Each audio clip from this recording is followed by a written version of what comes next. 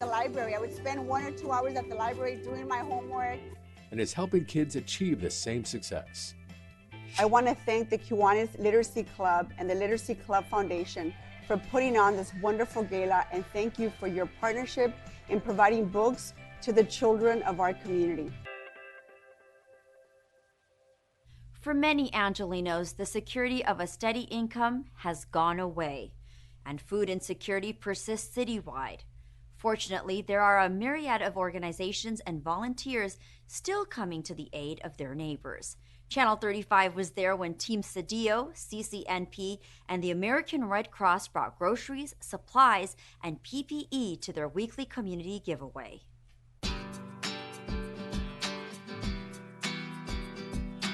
Every week, CCNP distributes groceries, free groceries to the community. We've been doing this for many years. However, since March, when the pandemic began, we went from 150 families to now serving between 500 and 600 families on a weekly basis. They get canned goods, dry goods, as well as fresh fruits and vegetables.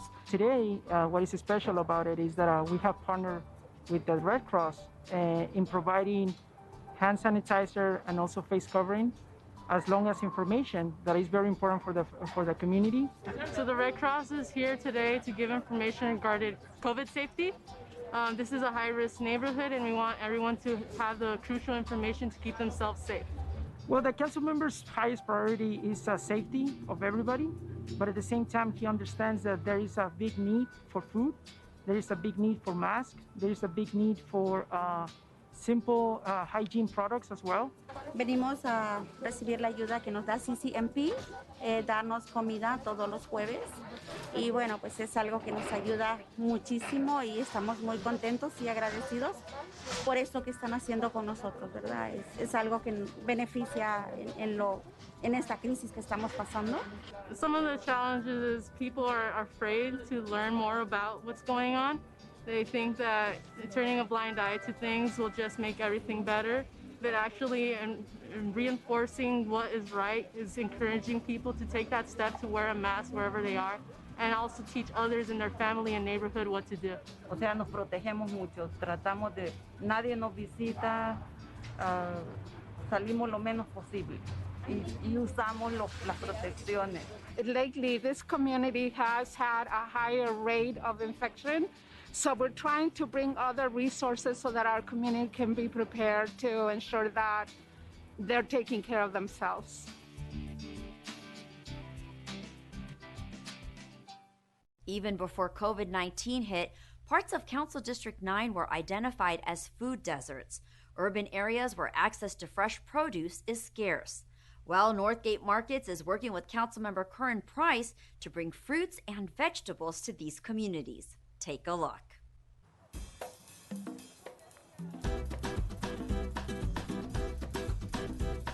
This is a very important event that we're hosting here today. We're doing a food distribution for the community. We're hoping to serve about 500 individuals. During this time, it's very important that we do anything we can to help our community during these difficult times. I tell you, I'm very fortunate because Curran Price office is always communicating with us. They're very community oriented. So we have events like this for the community on a frequent basis. We have our partners here, 77th Station, Northgate Market, Republic Services, SELA, some community volunteers that have helped us put the bags together and kind of get all these products out to the community.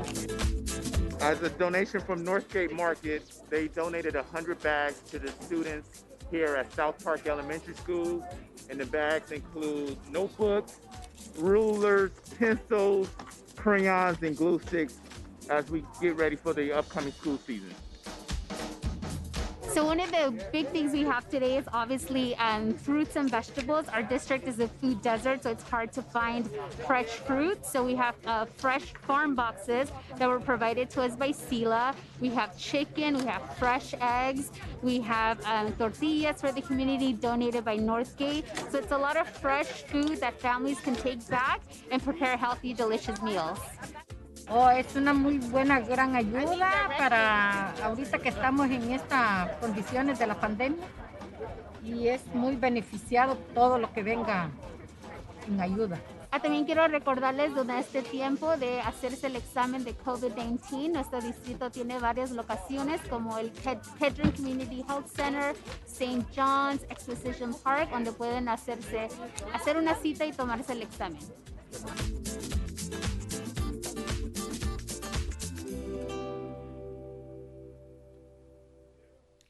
It's been a tough one for the youth this summer. By and large, summer programs run by the city have been canceled throughout Los Angeles. Only a precious few programs survived cancellation. One of the lucky few is Recreation and Parks' annual Summer Play LA. Check it out.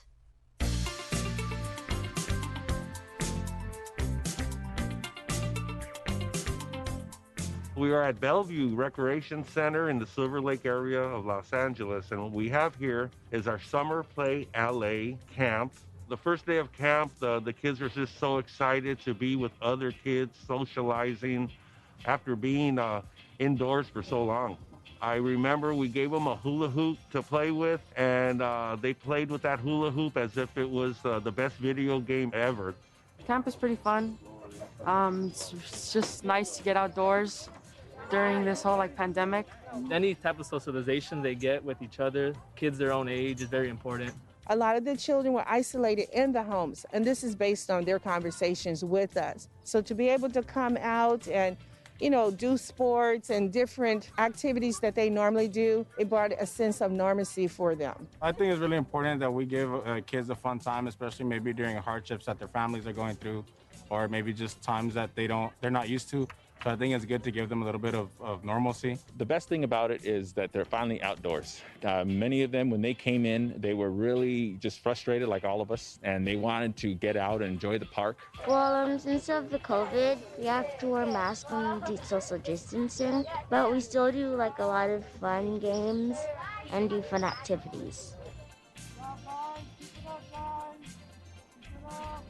My favorite part is probably kickball, dodgeball. It's probably the arts and crafts. You get to see how creative they are. So, this is my box car. It's a Toyota party truck, and inside it has the details like mile percentage, gas percentage, and then a steering wheel. It took them a first 1 week to transition over back to kind of like the new normal. They're learning all about COVID-19, the things that they need to do to keep themselves safe. Understanding why they wear the mask, hand washing, the 6 feet distance. These are all the things that they have in the back of their certificates that they're going to be receiving. We've seen growth with them, but we always remember and we always try to remind them that this is only practice, because when we do go back into the classroom with school, this can very well be the circumstances wearing masks. I think social development is what is so important. So I think what Rec and Parks is doing right now is helping the kids so much. It took a while for most Americans to realize that COVID-19 wasn't going away anytime soon, me included. And once acceptance settled in, the next steps were a call to action. Get tested, stay safe at home, and stay informed. One of the government agencies that has helped Angelenos stay informed has been the LA County Department of Health Services. Recently, we had a lengthy chat with the department's own Dr. Jeffrey Gunzenhauser, who helped us get a few facts straight and to stay informed.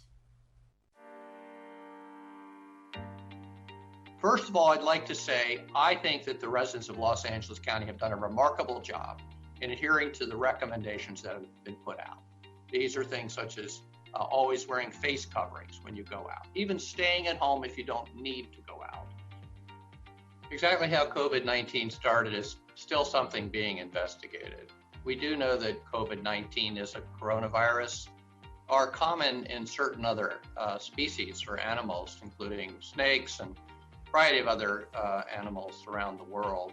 And so we do know that from time to time, viral or bacterial infections from non-human species can jump into the human species and cause illness or disease. What we do know about COVID-19 is that it's spread through the respiratory route. So when I exhale, the virus is contained in the moisture droplets. These can spread through the air, and when somebody inhales it into their lungs, it can cause an infection. We think that that move back into indoor spaces and some of the behaviors that were happening probably contributed to the spread. And since we've tried to prevent some of that, and we've closed the bars, closed the indoor restaurants, closed other indoor activities that aren't essential right now, we have seen the cases drop. As we've reopened certain sectors, people tend to forget that reopening doesn't mean we're going back to the way things were. We are moving into a new way of living.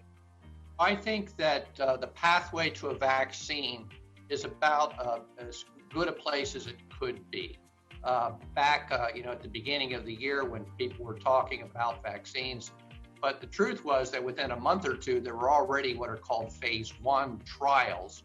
And phase 1 trials are just providing some vaccine to a small number of people just to make sure it's safe. Second phase, which is giving it to a larger number of people and measuring human response to see if it looks like it's actually doing what we hope, and giving information on what the dose might be, and of course assuring again that it's safe. Many phase 2 trials have been completed. It probably won't be enough early on for all Americans, but it will be probably 10 million doses or more that could be targeted at people who are at highest risk, and particularly the communities, the brown and black communities of LA County that have been most hard hit, because these are workers who are providing essential services and getting exposed to the virus as part of that. I do recommend that all residents in Los Angeles County participate in a program we call Angelenos in Action. And what this is a text messaging service that if you sign up once a week, it will send you some brief questions like, how are you doing? Are you well? How do you feel? Less than a minute of your time. The reason why it's important is because this information will allow us to hear from many people across Los Angeles County and have a good idea of how COVID-19 is affecting our residents. To sign up for that, you can go on your cell phone and put in @protect, the @ and the word protect, and then type in the number 35134, and that will enroll you. If you can't remember that, just go onto our website, publichealth.lacounty.gov, and you'll see a link there for Angelenos in Action, and you can get the information and sign up.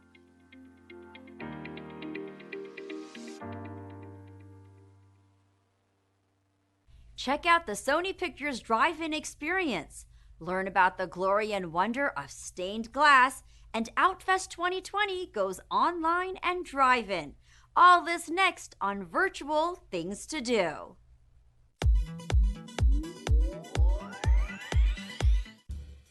The LA Public Library invites you to check out Judson, Innovation in Stained Glass. Join author David Judson as he discusses Judson Studios, the legendary stained glass artisans whose handcrafted works have been a family tradition for 5 generations. From the earliest days of the studio during the arts and crafts movement to the newly refined fused stained glass used in today's contemporary buildings, Judson Studios' work has been recognized internationally as among the world's finest stained glass artistry. Don't miss Judson, Innovation in Stained Glass, an online lecture brought to you by the LA Public Library, Monday, August 24th, beginning at 12 p.m. For details, visit lapl.org. With cinemas shut down or operating with reduced capacity during the coronavirus pandemic, Sony Pictures plans to host socially distant drive-in screenings of classic titles.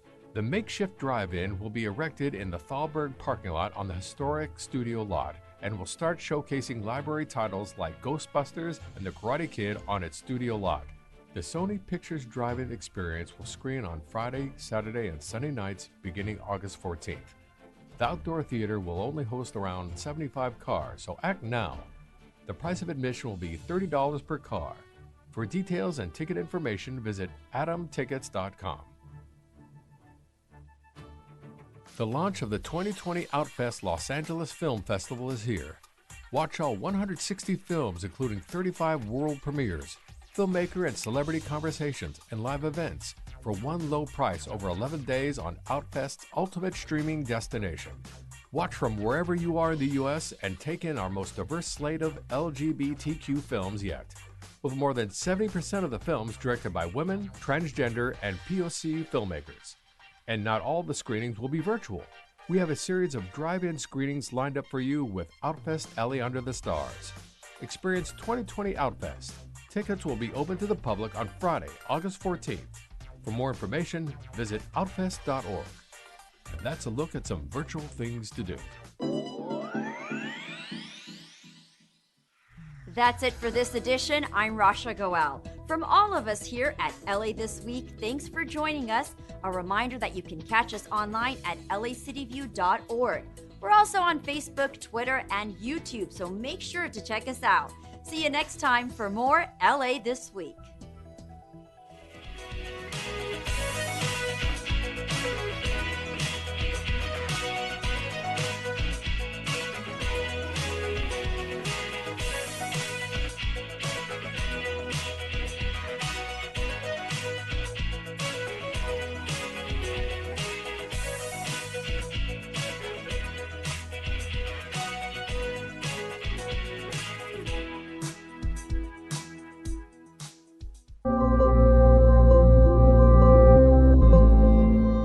Want to learn more about the 2020 census? Visit census.lacity.org.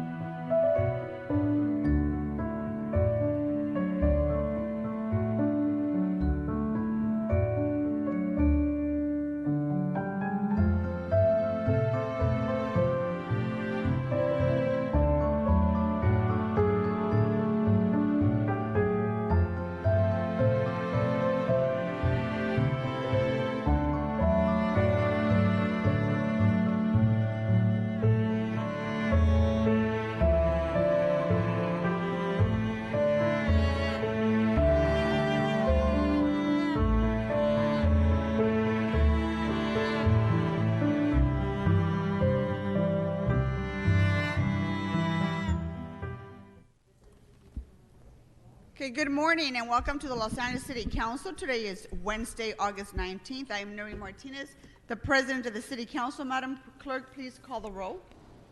Blumenfield. Bonin. Bonin here. Buscaino. Here. Cedillo. Cedillo presente. Harris Dawson. Kuretz. I'm here. Krikorian. Here. Lee. Present. Martinez. Present. O'Farrell. Present.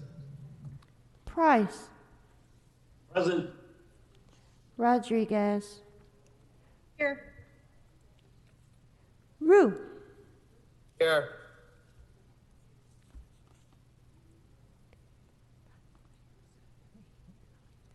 $11 members present and a quorum, Madam President. First order of business. Approval the minutes of August 18, 2020. Mr. O'Farrell moves and Mr. Price seconds. Next. Commendatory resolutions for approval. Mr. Cedillo moves and Mr. Buscaino seconds. Madam President, would council like all items to go forthwith today? Without objection, that would be the order. Items 1 through 4 are items noticed for public hearing. For item number 1, the department recommends continuing items 1A through I to September 16, 2020. Okay, without objection, that will be the order. What's next? Items 5 through 15 are items for which public hearings have been held. For the record, committee reports for items 10 through 14 have been submitted and posted online. Items 16 through 18 are items for which public hearings have not been held. Item 19 is a closed session item. And on the continuation agenda, item 20 is an item for which public hearing has been held.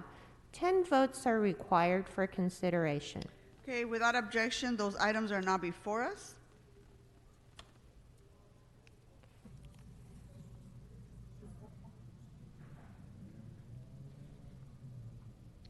Okay, members, are there any specials or any amending motions that you'd like to introduce?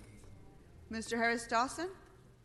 Thank you, Madam Chair. I'd like to request that items 2 and 3 be referred back to the Plum Committee. Yeah, without objection, that will be the order. Any other items? Thank you. No, that's it. Thank you. Mr. Price? Thank you, Madam President. I have a amendment for item 20. No, was it 20? Yeah. Item 20. Is there an amending motion or are you calling that special? Amending motion. Okay, go ahead and read it into the record, please.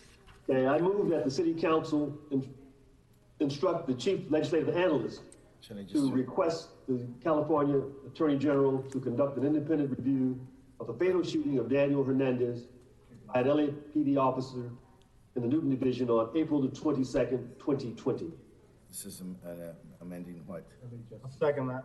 So amending, I'm striking, just to be clear, I'm striking the instruction to the LAPD and in place instructing the CLA to make that request. The number 1, you have to use the language has been changed. Number 2 is the C. Is there a second for your amending motion? Okay. Yeah, I'll second. Mr. Cedillo. Bonin and Mr. Cedillo. Thank you. Any others? No, ma'am, that's it. Thank you. Thank you. Mr. O'Farrell? Thank you, Madam President. In relation to item 15 on today's agenda, I would like to amend the report to add an additional instruction, and I will then be speaking on this once public comment is satisfied. And the instruction is as follows. Instruct the Department of Transportation to install commemorative signage near the location of the decorative street design, commemorating the historic All Black Lives Matter March from 2020. Second. Second by Thank you, Mr. Price. Any others, Mr. O'Farrell? That is it. Thank you, Thank Madam you. Chair. Mr. Cedillo?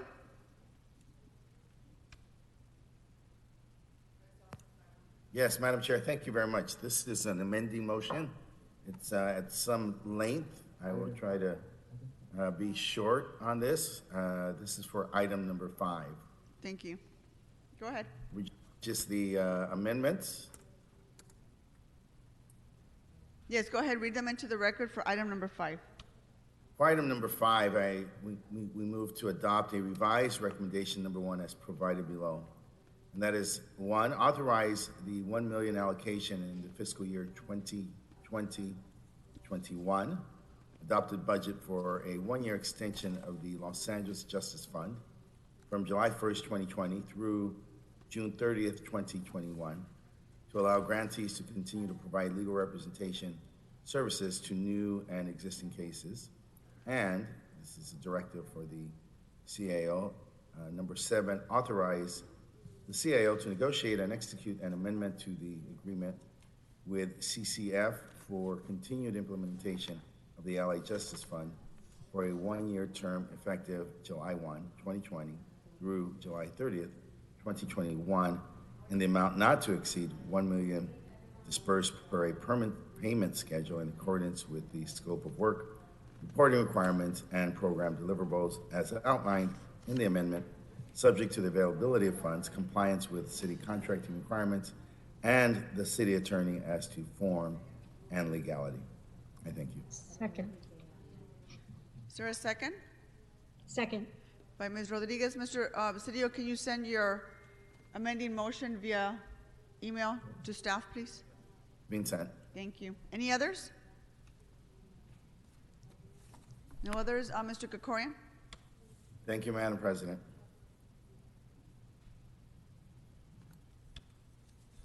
Mr. Krikorian? Thank you very much, Madam President. I'd like to call item 8 special for an amendment. Go ahead. The amendment in the moving clause is, I move that we amend recommendation number 8 in item 8 to read as follows. Instruct the city administrative officer with the assistance of the Board of Public Works, Mayor's Office, and any other relevant departments to include in its financial status reports to council an itemized list of how the loan monies are expended and a plan for repayment of said monies. Second. That's been seconded by Mr. O'Farrell. Do you have any others? No, Madam President, but on item 19, I will be recusing myself. Yes, thank you. Madam Clerk, item 19. Okay, members, are there any other specials or amending motions?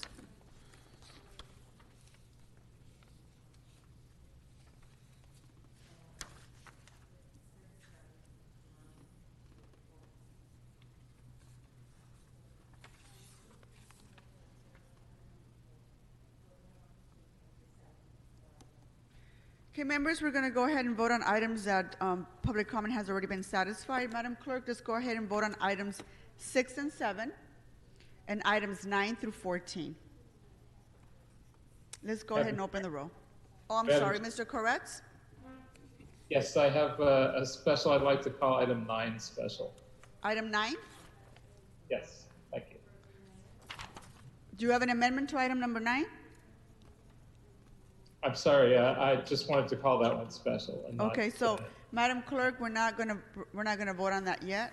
So we're gonna vote on, again, items 6 and 7 and items 10 through 14. 9 has been called special by Mr. Koretz. Any others, Mr. Koretz? No, that's it. Thank you. Let's go ahead and open the roll. Blumenfield. Bonin. Bonin, aye. Vizcaíno. Yes. Cedillo. Cedillo, aye. Harris Dawson. Yes. Koretz. Aye. Krikorian. Aye. Lee. Aye. Martinez. Aye. O'Farrell. Aye. Price. Aye. Rodriguez.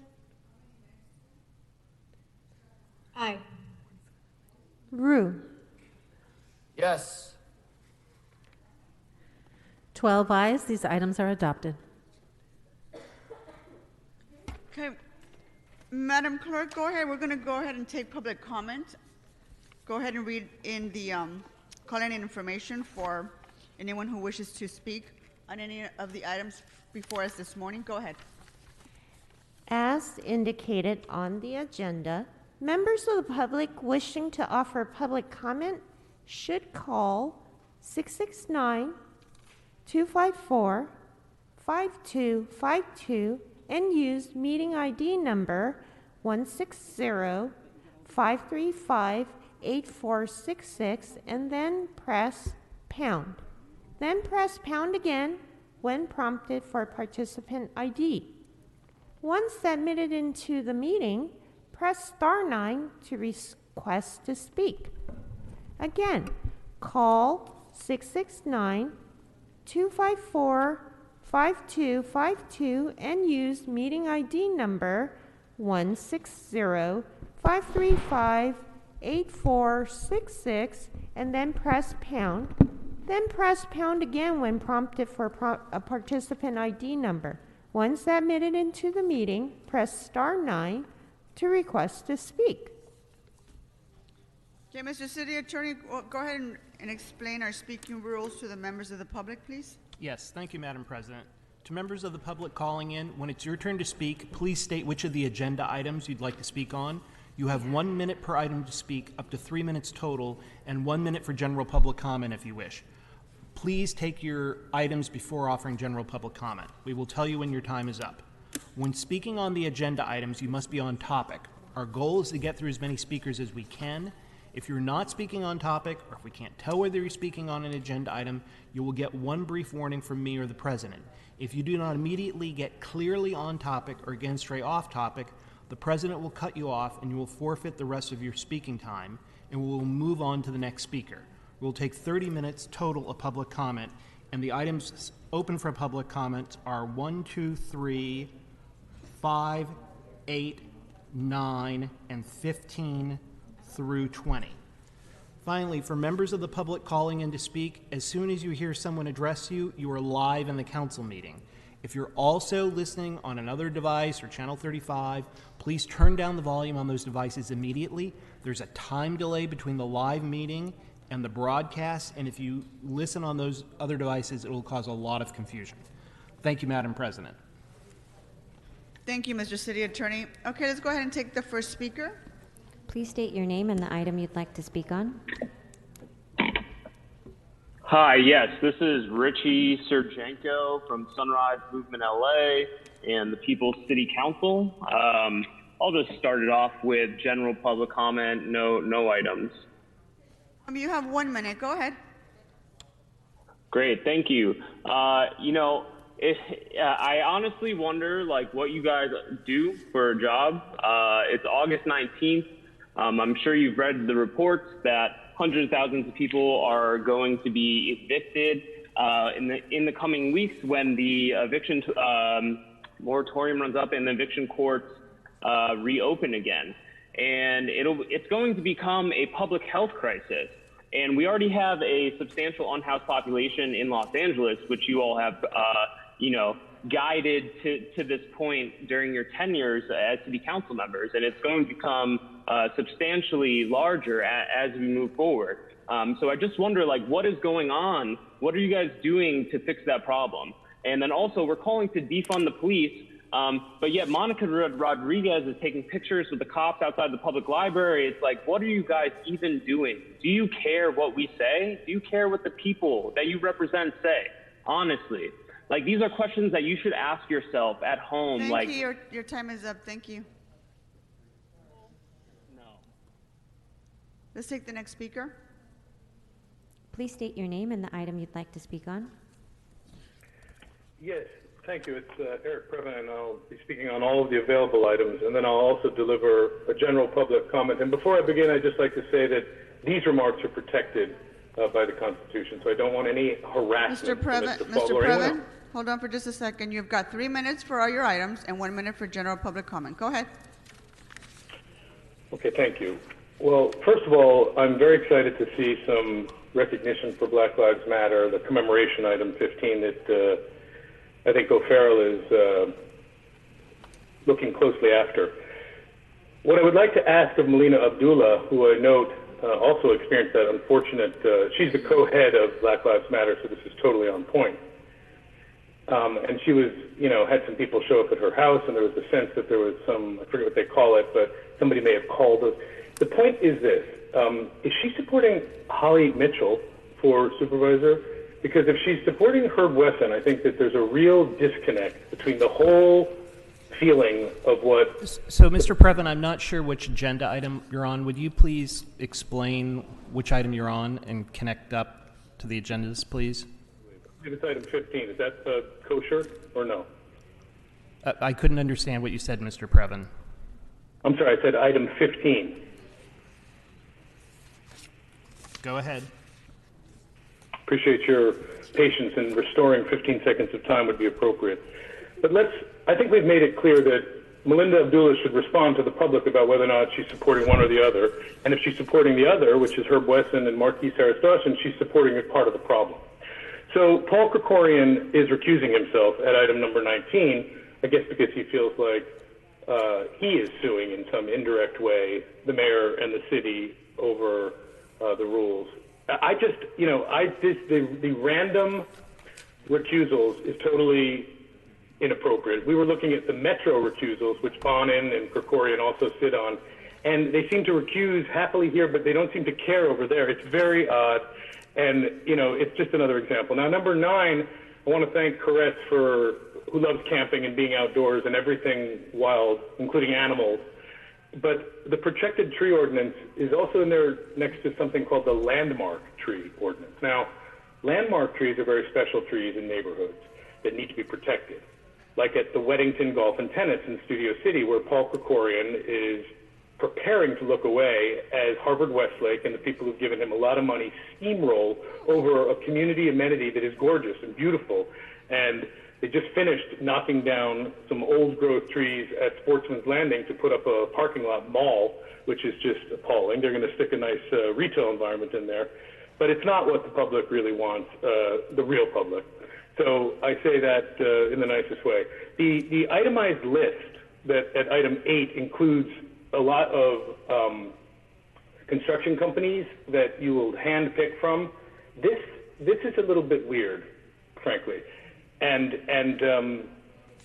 I think that moving on to my general public comment, I would just like to articulate how disappointed I am when the public in our community, Studio City, discovered that Randy Randall Freed, who works at a local temple as some kind of a outreach specialist. I know he went to Poland to look after some interesting things. But he came in through the office of the council member, Jessica Fugatti, and after a fair amount of bloviation, he simply removed one of the committees from existence in Studio City and instead put in somebody who will serve as kind of a professional favor for him. He doesn't know her well enough to say it's a conflict, but he's sticking someone from Jewish Philanthropy. Paul Koretz knows her, and you know her, Council President Martinez, because Lois Weinsaft was a contributor, and she's part of the team. So she's not going to put items on the agenda that are sneaky and that Kara Tarosian is, prevaricates about when asked, like, for example, what's going on between Whitsett and Coldwater on Ventura. He said, I have no idea, but he took $800 from Peter Austin, who's the guy who wants to put up... Thank you, Mr. Previn. Thank you. Let's go ahead and take the next speaker. Please state your name and the item you'd like to speak on. I would like to speak on all items, please, and general public comment, please. Yes, you have 3 minutes for all your items and 1 minute for general public comment. Go ahead. Okay, thank you very much. All my comments are in regards to the connection of the corrupt Los Angeles City Council, completely, totally corrupt. Item number 1, the liens on people's properties in the middle of COVID-19 is totally inappropriate. I keep calling and asking for this to be revisited. Wesson placed a $66,187.94 lien on a property, probably a little old lady. Congratulations, Herb Wesson. You criminally insane person on August 12th. These liens need to be revisited and stop placing hardship on people's properties. Dawson regularly uses it to steal people's properties. This is criminal. Item number 16, he wants to close another alley on Slauson Avenue. The only thing this sleazy Marquise Dawson does is Destination Crenshaw, which the public, the people of the city of Los Angeles do not want to spend $300 million, public, $300 million on an art project, which is really just a sleazy way of stealing money from the city, just like the $1.2 billion all these criminal city council people stole from the people of Los Angeles, and still no homeless housing. You don't even mention the word homeless anymore. No, we don't want our alley closed. Sleazy Dawson, we don't want that. Yesterday you voted, item number 14 is, item number 18 is something by Huizar to continue a lease from Avis Budget Rental.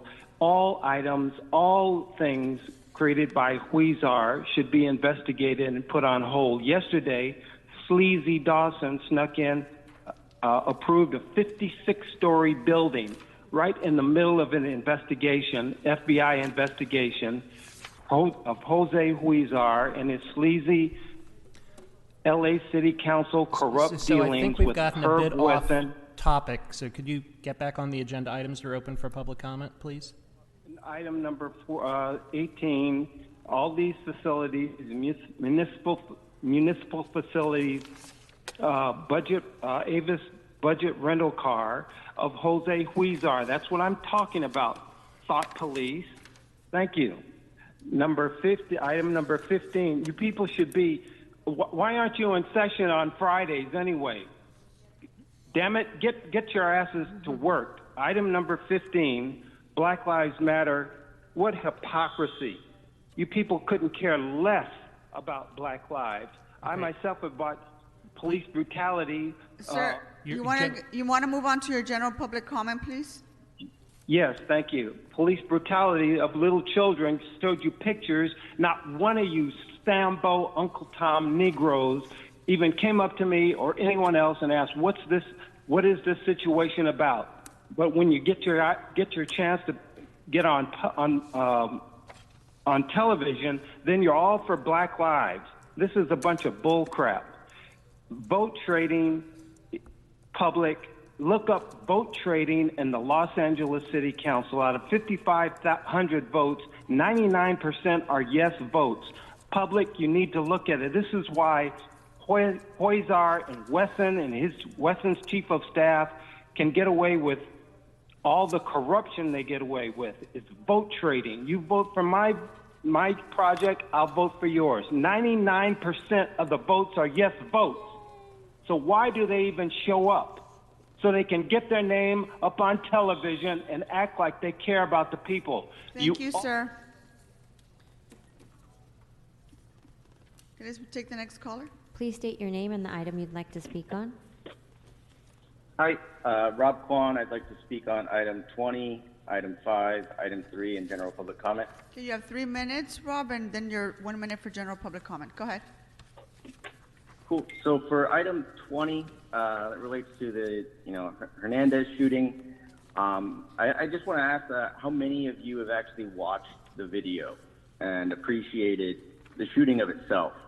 The conflict of interest is a problem, but I think the shooting on its own speaks for itself, and the trigger-happy nature of these cops. And we've seen that with Tony McBride, the way that she's built into a culture of glorifying guns, being able to shoot quick. And Jamie McBride, her dad was the same way.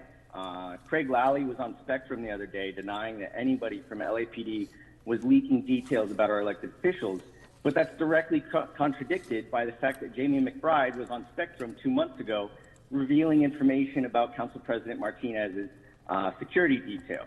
So I think it's just absolutely ridiculous that we're not looking more into Craig Lally, Jamie McBride, and that culture, the shootin' Newton culture. Shootin' Newton. The fact that that's something that y'all haven't looked into and addressed, that cultural problem, that lack of accountability, in the same way that the silence and deference has allowed corruption to proliferate on this council, it's allowed corruption and gangs to proliferate within LAPD. Lastly, I mean, this item refers to the Inspector General, and I think if y'all are actually serious about anything, then you should look at the Inspector General and reevaluate the actual accountability and independence that exists with that position, or doesn't exist. Frankly, it's just a lapdog for the police commission and the mayor, which the police commission is simply a lapdog for the mayor. Why don't you actually crawl back some of that power and diffuse it? With item 5 in the LA Justice Fund, I honestly did not hear the clarification in the amendment as to whether the intention was to allow new cases to be receiving any of this money. Initially, the report made it seem as though that we'd be effectively closing up shop with the LA Justice Fund and winding it down and only focusing on existing cases. So I don't know how much to put you on blast for that. I hope that was included there. Item 3, the applicant is David Schwartzman. And in light of all of the recent talk about recusals, I think it's important to look at David Schwartzman. This mega developer was quoted in the press as saying he wanted to turn Inglewood into the next Playa Vista. Turn Inglewood into the next Playa Vista. He's made nearly $40,000 in contributions, and that doesn't include those connected to Heritage Development.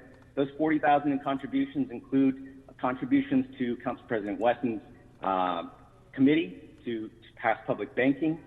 John Lee, direct contribution, Marquise Harris-Dawson, Rodriguez, Cedillo, Buscaino, Price, Bonin, Blumenfield, Huizar, De Leon, O'Farrell, Garcetti, even Council President Martinez got some from a real estate agent at Heritage Development Group. In short, please move on. You would general. only Thanks. be eligible to vote on that under your recusal system. So when we look at these conflicts of interest and how deep they run, think about this applicant and the 13 people that would need to recuse themselves. Find a quorum for that. Lastly, I'd like to say, last week there have been a lot of hot mics where our council members were griping about the comment or speaking over it. I just, please understand, this is why we pay you the big bucks. If you hate the public so much, I've said it before, please get out of public service. We're watching this council continue to limit public comment to 30 minutes, and now the police commission has followed your lead and limited it to 45 minutes. This is entirely unacceptable, and it's why you're getting the animosity and venom. You're fostering that climate. You could actually be hearing from the public and have open public comment like San Francisco. They had about 12 hours. It sounded like a public comment last week on law enforcement, whereas this council offers up half an hour. That's all I got. Thank you. Thanks, Rob. Next speaker. Please state your name and the item you'd like to speak on. Hi, I would like to speak to item number 9. You have 1 minute. Go ahead. Thank you. My name is Selena Mao, and I am a Policy and Research Fellow at Tree People. On behalf of Tree People, I would like to applaud Council Members Blumenfield, Corus, and Bonin for their motion to strengthen the Protected Tree Ordinance and to better protect biodiversity as well as landmark and native trees in Los Angeles. It is critical to strategically support the urban forestry workforce in the city to sustain our city's urban forest and the desired benefits for current and future generations. We thank you for your leadership and support for Los Angeles' urban forest, and we look forward to working with you on this important issue. Thank you. Next speaker. Hey, quick question. Please state your name and the item you'd like to speak on. Blumenfield also. Hello? Yes, if you have if you're listening to the meeting on a different device, can you please turn it down? We're getting a lot of feedback. Are you there? Speaker? Please state your name and the item you'd like to speak on. Hello? Yes, we're here. Hello? Yes, we can Can you hear hear you. me? What items do you want to speak on? Okay, are we still allowed to speak on 15? Yes. Yes.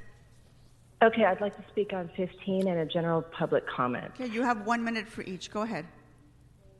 Thank you. My name is Stacy Dawson Stearns, and I'm calling about 15, so the Black Lives Matter art.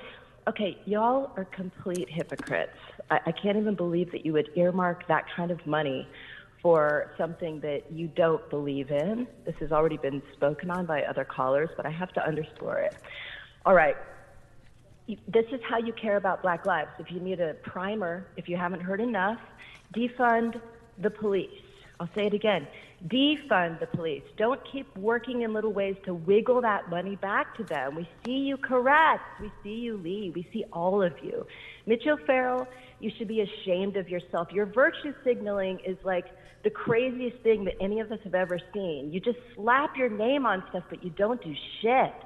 People die in your district on the streets all the time, and you're waving flags everywhere. If you were like a Native American, excuse me? Excuse me, what? Have you interrupted me?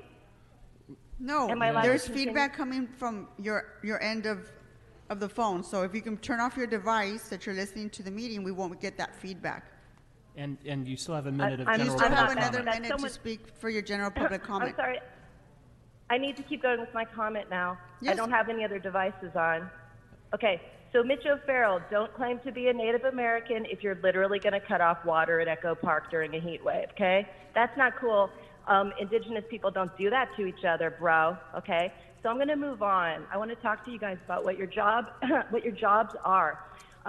And I'm also going to tell you that we didn't elect you so that we had to micromanage and watch every sneaky little move you do. This is not my job. I don't have a job right now, so it's a really good thing I can have a job where I literally have to comb through your records and comb through the things that you do just to watchdog you. And that's disgusting because you're elected officials. Monica Rodriguez, I just want to say I'm so sorry that the LAPD and the union surrounded you in a garage in June and scared you so badly that you now have to pose with them and posture with them. We are with you. If you have the nerve to stand up to the LAPD, then you have thousands and thousands and thousands of people to back you up. Don't be afraid. I want to remind all of you that you are here to do a service for us. Thank you, Speaker. Let's go ahead and take the next speaker. Please state your name and the item you'd like to speak on.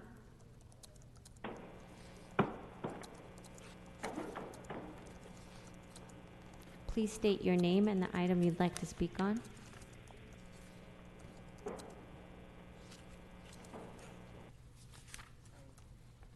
Please state your name and the item you'd like to speak on. Hello, can you hear me? Yes, we can hear you. What items do you want to speak on? Awesome. I would like to speak on items number 5, 15, and general public comment. So you have 2 minutes for your items, and 1 minute for general public comment. Go ahead. Thank you. My name is Bruno. I live in District 13, and I want to express for number 5 my full support and urge you all to approve item number 5 to ensure that the LA Justice Fund program can continue for current and new cases in the city of Los Angeles. It is urgent to invest in sustainable and comprehensive funding for the LA Justice Fund so immigrants and asylum seekers can have access to free legal counsel when facing detention and deportation. In Los Angeles, over 100,000 individuals in removal proceedings, deportation proceedings, do not have an attorney, exposing them to due process violations and a completely unfair and violent immigration court system. The need for legal representation in removal proceedings is increasing exponentially in LA and all over the country. As we know, the Trump administration, the Obama administration has waged a full-on attack on the rights of asylum seekers and immigrants, has detained people in dangerous conditions during COVID-19, where detention and deportation can result in imminent harm or death. So I urge you, the LA Justice Fund has reunited hundreds of families and offered a legal defense to immigrants and asylum seekers when they're facing ICE in court, facing deportation, and facing the life-threatening impact of detention and deportation. I urge you to support the funding allocated for the LA Justice Fund to ensure the protection of immigrant communities in Los Angeles. We need a permanent solution. This is a temporary solution. We need permanent, sustainable funding so every immigrant facing deportation in LA have access to legal counsel. I also want to speak on item number 15. I agree with the person who just spoke before me. Everything this person said is completely true. We need to defund the police. 610 people in Los Angeles County have been killed, murdered by the police since 2012. This is not normal. This should shake everyone who's listening to this to their core. This should make everyone realize that we all need to defund the police, disarm the police, and dismantle the police. Speaker, you can go ahead and move on to your general public comment. I was speaking generally. So yeah, defund the police, support LA Justice Fund, and I agree with everything that the person said before me. You have thousands and thousands and thousands of people watching you every move, and we are watching to make sure that you defund the police, disarm the police, and dismantle the police. We know, growing up in Los Angeles, we know the police were never our friends for Black people, Indigenous people, and people of color. So stop playing politics and protect the people that you have been sworn in to allegedly serve. I yield my time. Thank you. Let's go ahead and take the next speaker. Please state your name and the item you'd like to speak on.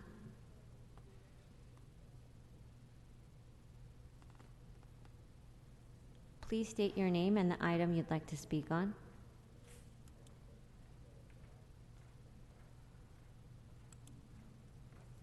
Please state your name and the item you'd like to speak on. Speaker, are you there? Speaker, what items do you want to speak on? I suggest we move on to the next speaker, Madam President. Please state your name. Please state your name and the item you'd like to speak on. Mr. Boar, B-O-A-R, bitch. I'm thinking about Mr. Weston on item 15. I have no idea what you're saying, Speaker, and you seem to be wildly off topic. Item number 93 and item 18. Okay, let's move on to the next speaker. I'm speaking, lady. Please state. Hey, fat lady, are you listening to me? Let me be heard.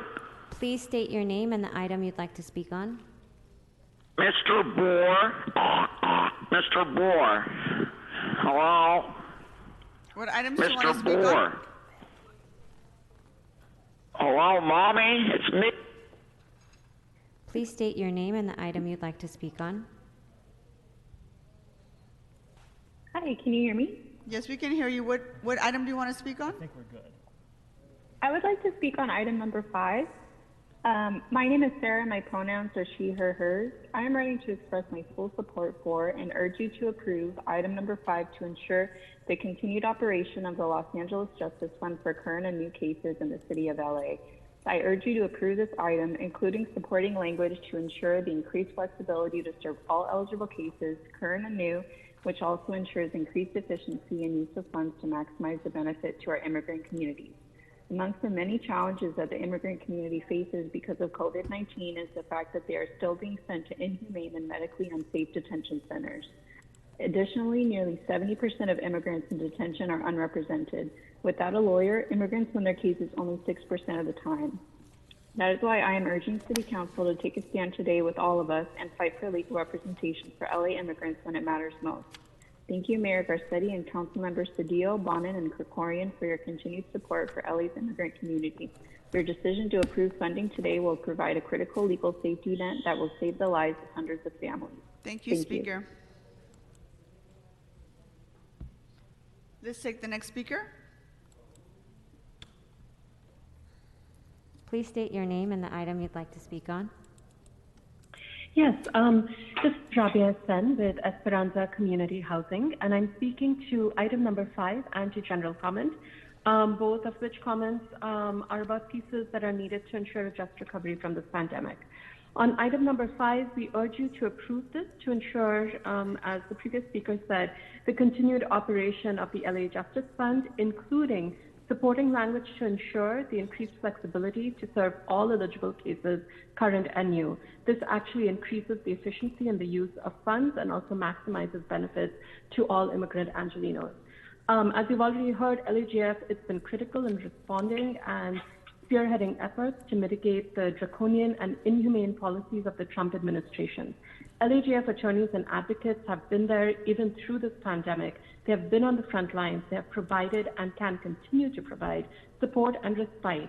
And they're on the ground in detention centers, in immigration courts, tracking cases, seeing the changing policies, and developing real-time solutions that can be best practice models for others facing similar circumstances. Both the CAO and the independent evaluation team, VERA, report that not only has LAGF met expectations, it's also exceeded them, and that there still remains a critical need. So we need you to please renew this at its full level of $1 million to ensure a just recovery for all Angelenos and leaving no one behind. And we need you to ensure that this makes eligible all cases current and new. We can't stand by and watch our neighbors and families torn apart when we know that we have the ability to do something to protect them. On general public comment, we also need you to please use CARES Act money to invest in and support street vendors.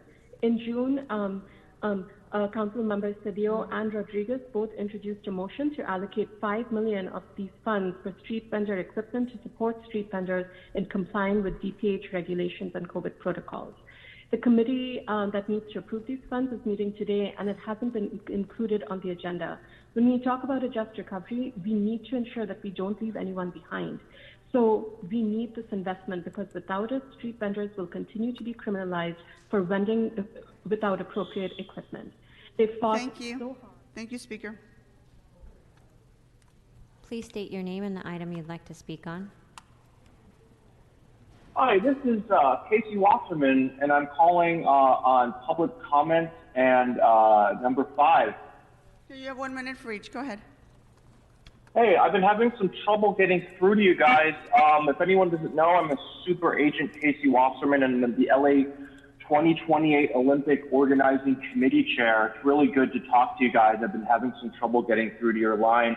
I'm a little worried about the 2028 Olympics coming to LA with how the city's treating our homeless population right now.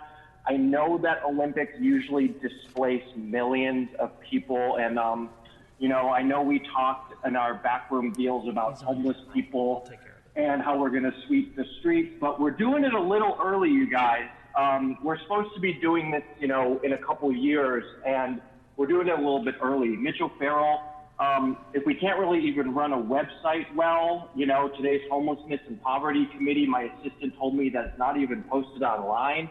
How are we going to really get a really state-of-the-art, forward-thinking LA 28 agenda? Speaker, that seemed to be online? your general public comment. Could you move on to item 5 now, please? So we have an All Black Lives Matter mural. I love it. I love to see it. Casey Wasserman, LA chair. I was on Jeffrey Epstein's flight. It was a great flight. I was on the flight log. Can you go He on was to a item personal 5, friend of mine. Speaker? The Olympics, we love an equal Olympics, but I'm a little worried that the displacement and the mass evictions that are going to happen because of the Olympics, we're going to get 3,000 more officers Madam here. President, I'm Speaker, worried that please we're doing move on it to too item soon. 5. We're supposed to be doing it secretly. Cancel the Olympics. Fuck all of you. Thank you, Speaker. Members, that concludes public comment for today's meeting. Let's go ahead and vote on a few items, Madam Clerk. Let's go ahead and vote on items 16 through 18. Item 8. Item 20 as amended. Item 9, 15, and item 5 as amended. Yeah. Madam President, before we vote on 15, I'd like to speak on 15. You're right, Mr. O'Farrell, I apologize. Madam President, if I may, 16 through 18 are available for voting. Would council like to vote on 16, 17, and 18? Yes, hold on for just a second. Okay. Yeah, I thought he called it special. An amendment. All right, go ahead and call the roll for those items. 16, 17, 18, Blumenfield. Bonin. Bonin, yes. Buscaino. Yes. Cedillo. Cedillo, aye. Harris Dawson. Harris Dawson, yes. Thank you. Koretz. And Madam President, I have something to speak on before the next item. Yes, I have you, Mr. Corres. I'm sorry for the confusion, but we're voting on items on these items that was just stated. Krikorian. Lee. Aye. Martinez. Aye. O'Farrell. Aye. Price.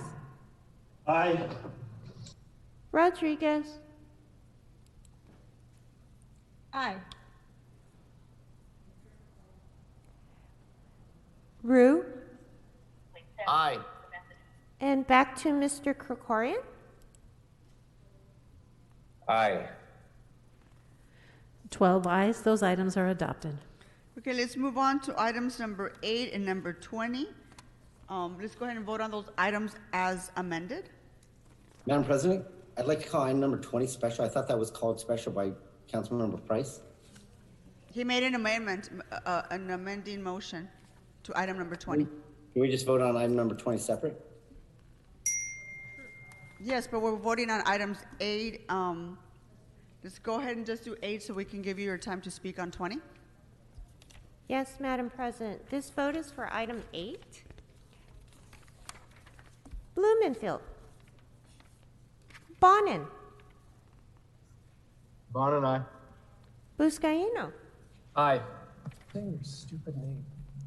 Cedillo. Cedillo, aye. Harris Dawson. Harris Dawson, yes. Koretz. Aye. Krikorian. Aye. Lee. Aye. Martinez. Aye. O'Farrell. Aye. Price. Aye. Rodriguez. Aye. Rue. Aye. 12 ayes, this item is adopted as amended. Okay, let's move on to item number 20 as amended. You want to speak on this item, Mr. Lee? Yes, Madam President.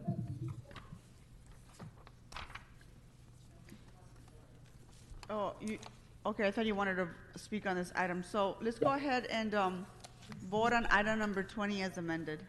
Madam President, I had a question on 20. Sure. Go ahead, Mr. Buscaino. Thank you. I'm all for, being able to have another layer of oversight, but I just want to remind the body of our federal consent decree, that the Office of the Inspector General was created in overseeing officer-involved shootings. Now, I don't want to politicize any officer-involved shootings.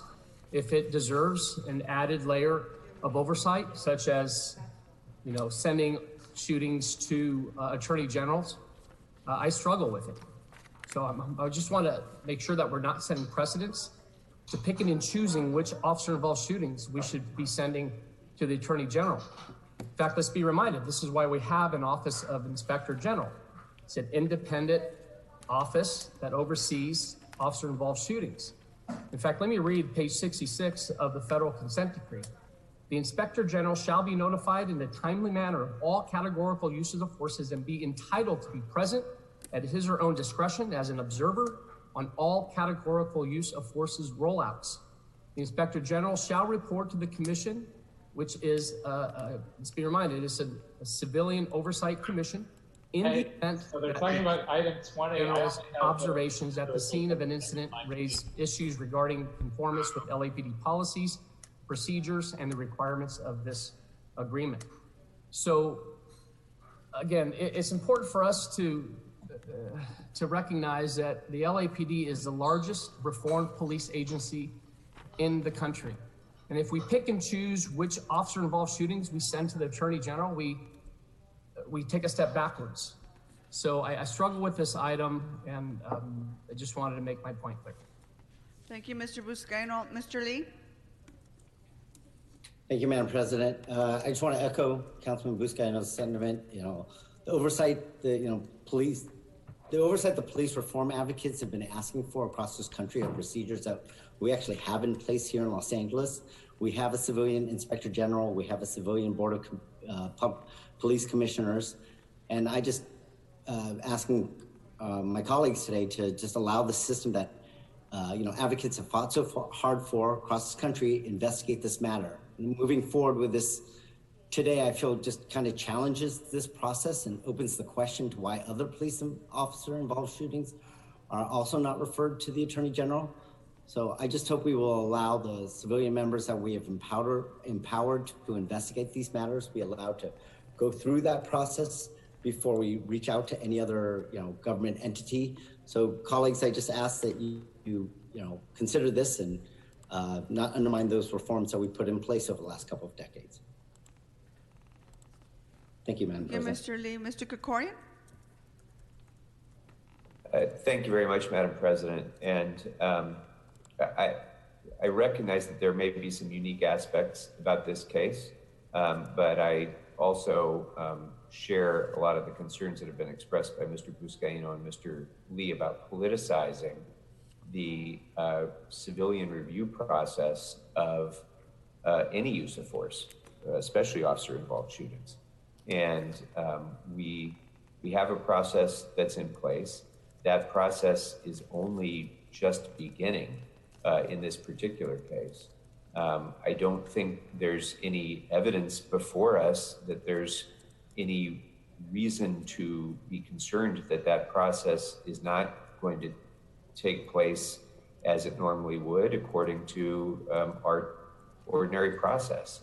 And I would reserve judgment so that if we do think that as we see that process take place, that there's been some miscarriage of justice, that there's been an inadequate review, that there's been any bias, that there's been any reason to question our process, we always have the option at some future point to be able to refer this to additional review, refer it to the Attorney General or some other type of review. But none of that has happened yet. And as the process plays out with this use of force or in any other use of force, there's several levels of review. First was this use of force within policy? Or should it subject the officer to some disciplinary process? But there may be additional levels of review that are necessary, and something that was so far out of policy and so irresponsible that there may be a civil rights violation. And then, finally, even beyond that, there may be some use of force that is so extreme that it merits a criminal referral to a prosecutorial agency. We're not distinguishing among any of those areas in this, and we really don't even know whether there is a basis for that initial level of concern. So before we involve the state attorney general's office, which usually would only get involved when there's a clear violation of civil rights or a reason for a criminal referral, I think at least we ought to give a vote of confidence to the typical process that we go through in every single use of force, and allow the civilian process, allow the inspector general process, allow the process that's been in place because of federal consent decrees that we have now been released from by the federal courts because of the way that this system has worked. I think we ought to let that process play out before we move forward with this. And then I'm also concerned about what impact this may have on potential civil litigation as well. In this case or in future cases, if this council takes an action that calls into question the validity and reliability of the Office of Inspector General and the Civilian Police Commission. Thank you, Mr. Krikorian. Mr. Koretz. Thank you, Madam President. I just have a question. I'm not sure who appropriately would answer it, but what impact will this actually have on our existing processes? Because I'm somewhat confused. I understand the sentiment and concern about this individual case, but in the longer term, what does that do with how we operate under these circumstances? Mr. Koretz, we don't have anybody here from the department, but Mr. City Attorney, did you want to try to answer Mr. Koretz's question, please? Yes, I don't think it creates a precedent, and I don't think it alters a procedure. In any circumstance, the council could have a motion to request the AG to do something like this, but I don't think it puts you on rails in future cases. Thank you. Do you have any other questions, Mr. Koretz? No, that was it. Okay, Mr. Price? Madam Chair, members, I appreciate the concerns raised. Obviously, this is a very important issue for the families involved and for the community. And I think it carries on with our desire to make sure that the police are protecting and serving. This is an unfortunate incident. I think it's totally appropriate for the council to express its concern by raising the issue with the state attorney general. Certainly, the attorney general, can say, well, let's let the process play out. He may do that. In fact, we've had some conversations with the chief. That's why I amended this motion. The original motion instructed the chief to make that request. It was determined that it would better come from the council. So I don't think we're shortchanging the process. I think we're underscoring the fact that it's important. I'm not trying to pick and choose one victim over another. I understand the review process is going to move forward as planned, as expected, and as according to the regulations.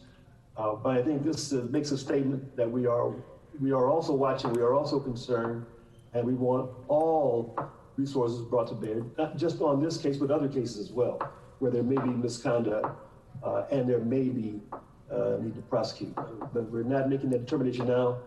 It's merely a statement requesting the AG to take a look at it, and I expect that that'll be done in a way that's not destructive, doesn't set a precedent, but it does underscore our concern and our belief that justice should be had by all. Mr. Harris Dawson?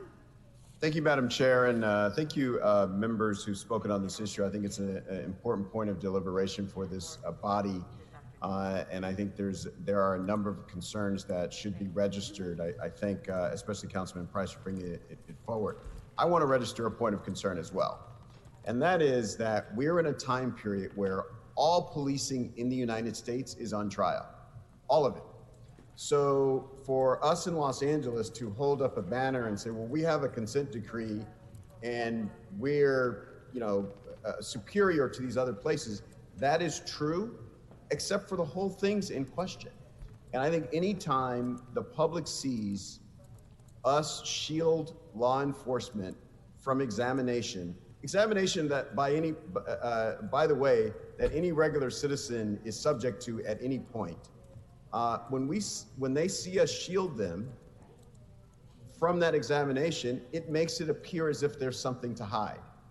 And in fact, if there's nothing to hide and our folks are beyond reproach and our folks are operating within the rules, then let 50 attorney generals look at it. I don't understand why we think protecting individual cases or a large number of cases from examination helps move the ball forward.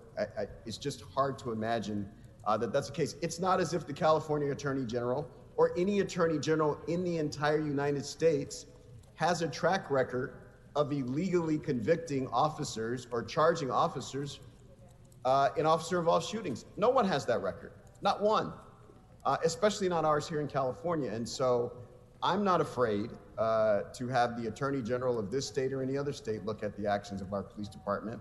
I think if they find issues and they raise them, it provides information for us to do better in the future. And I think that's, we've all got to keep our eye on the ball and remember how it reflects on us when we move to shield our police operation from examination by anybody, especially someone as legitimate as a state attorney.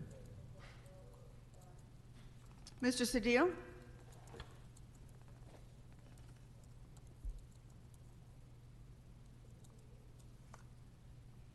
So the question I always ask my staff is, what problem are we trying to resolve? So that we can fashion a resolution that addresses that specific problem. I've been participating in nationwide discussions on this issue. And it's interesting because the reforms that people are marching in the streets for throughout the country are reforms that we already have and exist for our department and for our city today. So for example, people clamor for an opportunity to review the budget. And we have that. People in the country don't even know what their police budget is. And so they're clamoring for that. These are the types of reforms people want. They want access to the representatives. They don't have that. They have that here. They want access to the mayor. They don't have that. They want that here. They want a civilian review board. We have that. So the question is, what problem are we trying to resolve? I will say to you that this shooting and all shootings today take place within the context, as Mr. Harris Dawson has pointed out. And so if we want to make sure that we bring another level of confidence to the public, then that is what we should say. If we want to say that we want to augment our review process, that there is a problem with our civilian review board, then we should say that. But simply to call in another agency, in many instances may encumber this process and may move us towards a direction that takes longer, that undermines the confidence of the public, that heightens the attention in a way that is not constructive. So we should consider all these factors. Frankly, this is a difficult vote for me because we have to, as I tell my staff, consider process and then consider substance. And so these are simply questions that I would raise, not just for my staff, but for my colleagues, for all of you. These are the questions that I'm grappling with myself. But I want you to know that in terms of how we stand within the discourse and the dialogue of the national conversation on this matter, in many instances, we have to understand that we are further ahead in this process of reform and re-imaging than others, and we should appreciate that. I thank you. Mr. Bonin?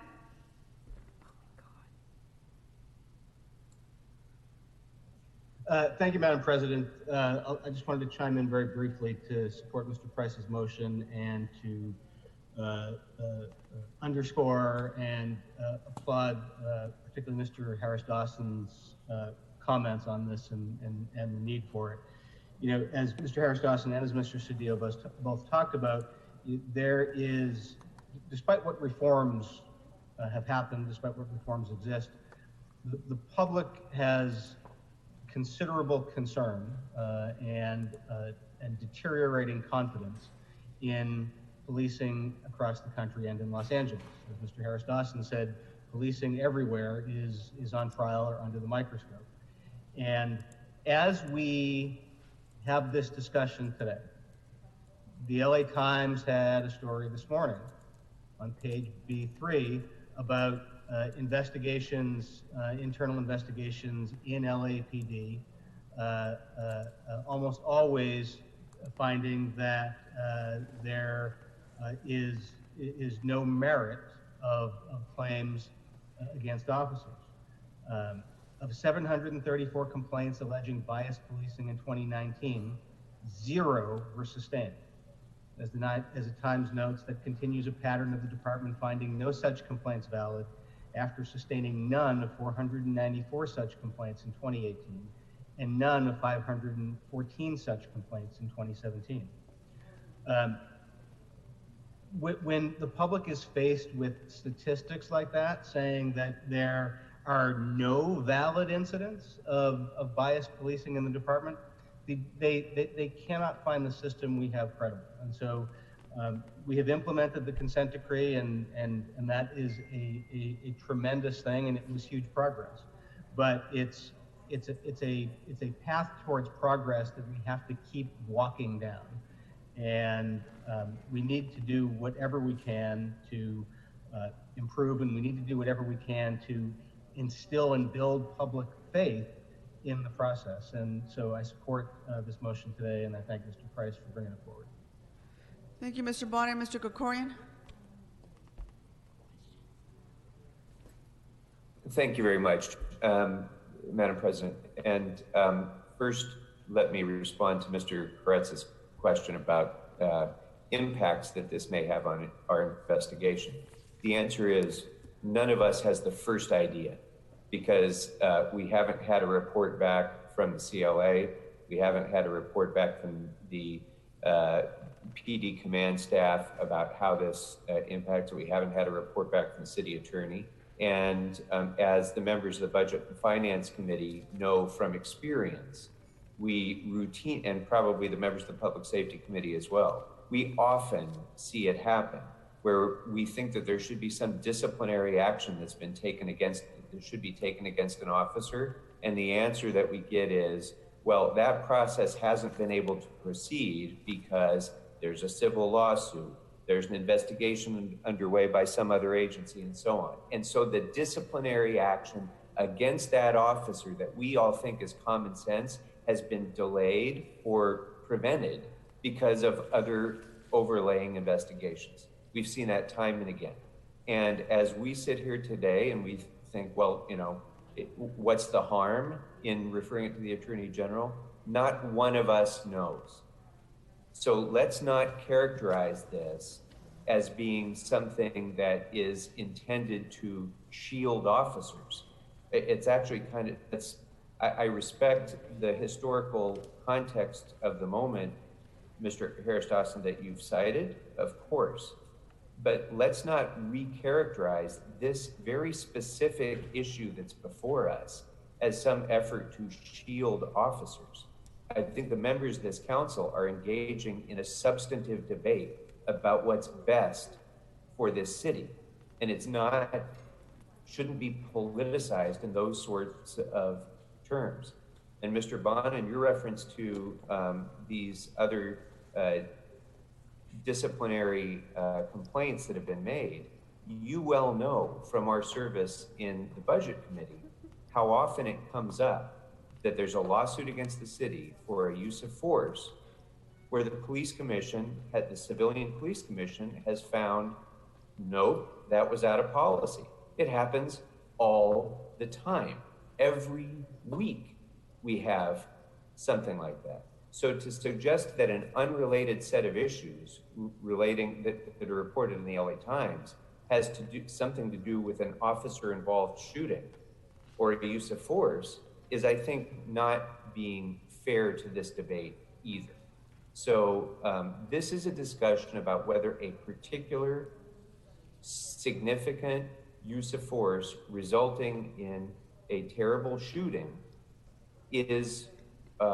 should be taken out of our process or not. That's what's before us. So let's, as we respect and understand the historical moment that we're in, let's also remember that motions that are before us need to be dealt with as motions before us. We don't sacrifice our responsibility as legislators, as lawmakers, because of the historical moment.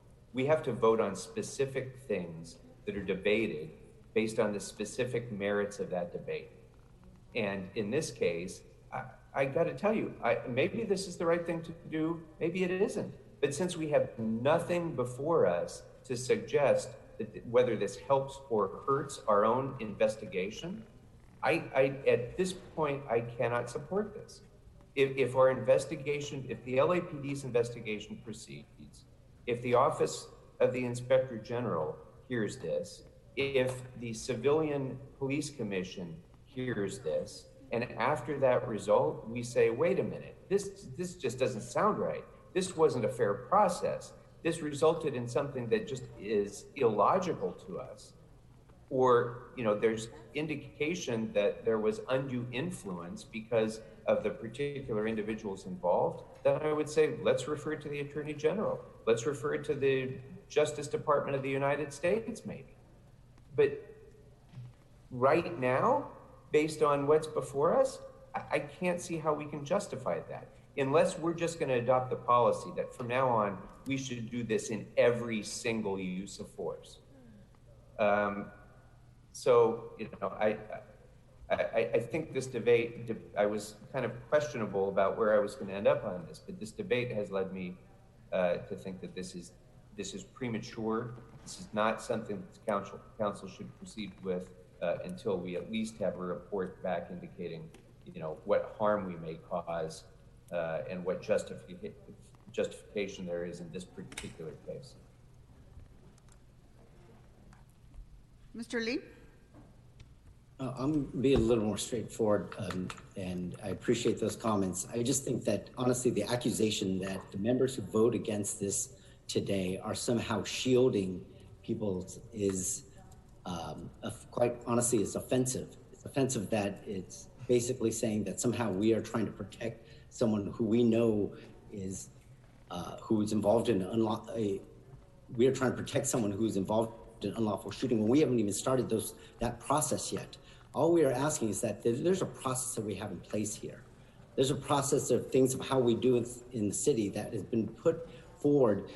And it's the same sort of performance that people are asking for across this country. We have a civilian inspector general. We have a civilian board, police commissioners. I'm just saying that should be allowed this process, and instead of putting out accusations that we are somehow protecting someone, I'm asking that we just not politicize this and we allow this to go through the same process when we have no evidence. If this officer that's involved in this we find is guilty, then I don't think that there's any member of this city council that doesn't believe that officer should not face those charges. But the thing is that we just don't know anything. We haven't heard, the case hasn't even started to begin yet.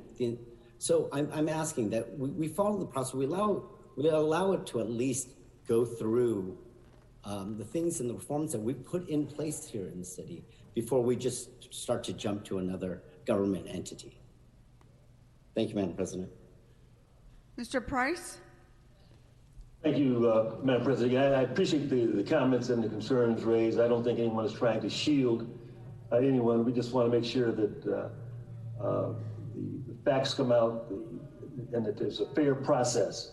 We're not mandating the AG to do anything. We're asking him to look at it. He may well say, let's let this case play out, or he may not. It's a high-profile case because of the individuals involved.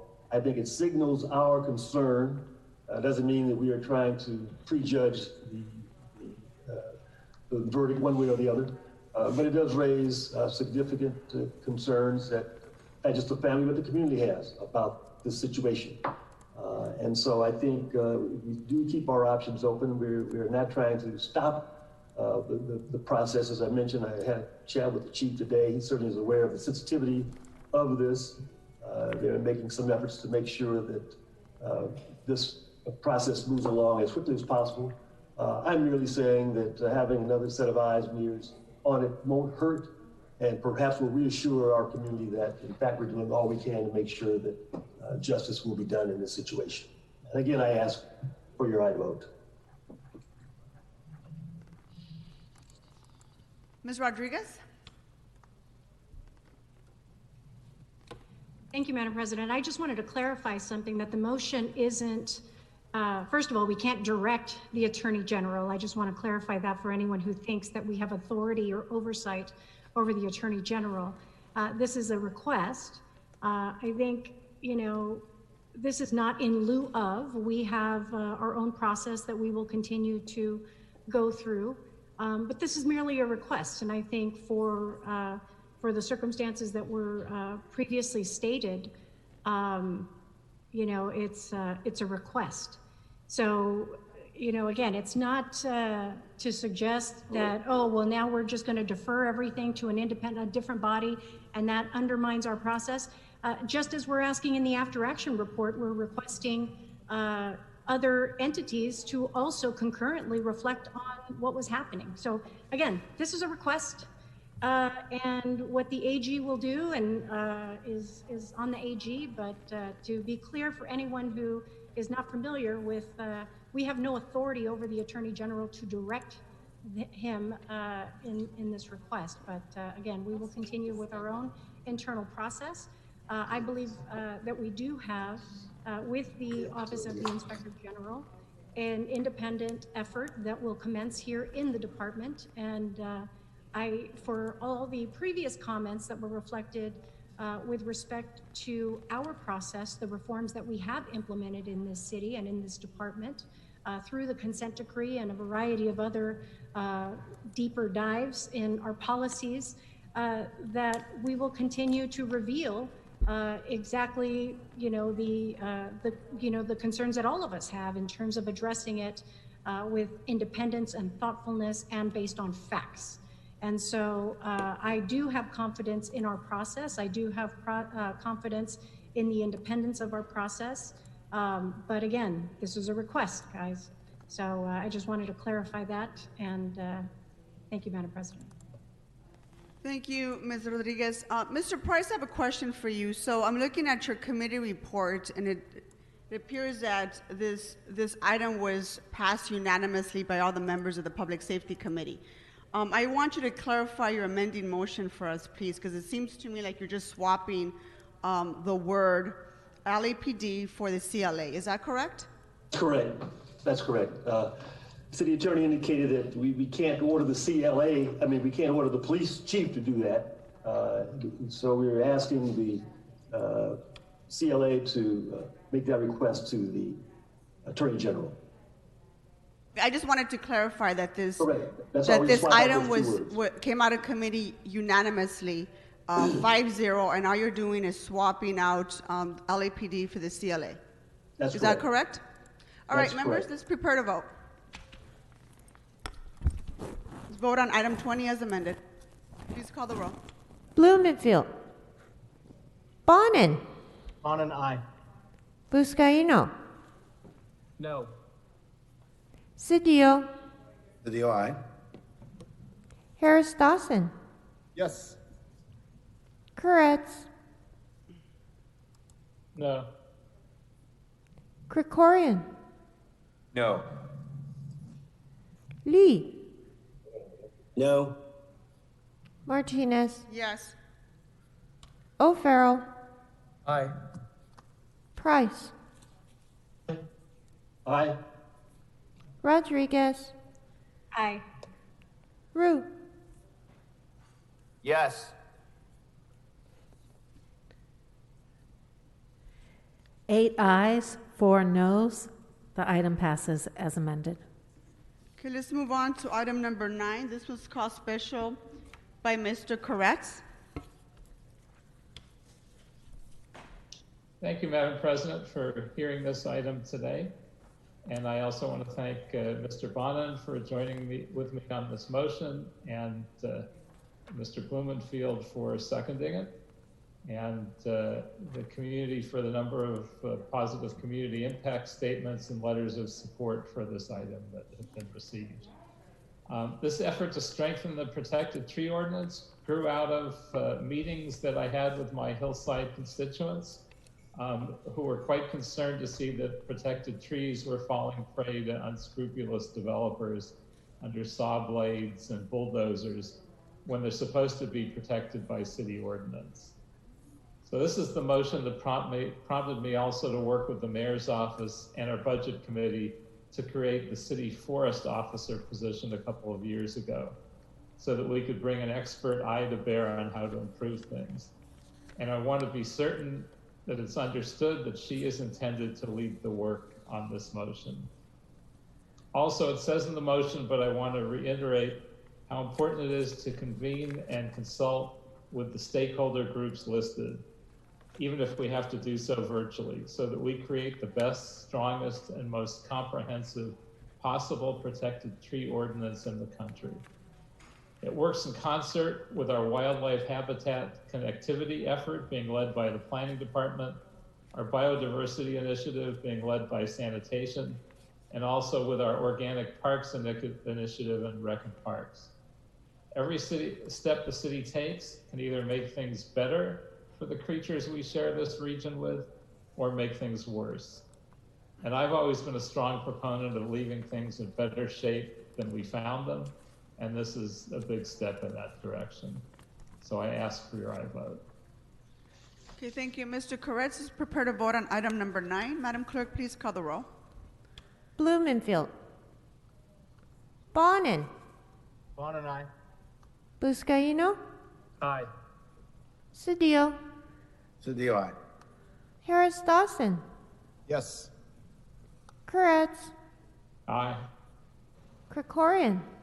Aye. Lee. Aye.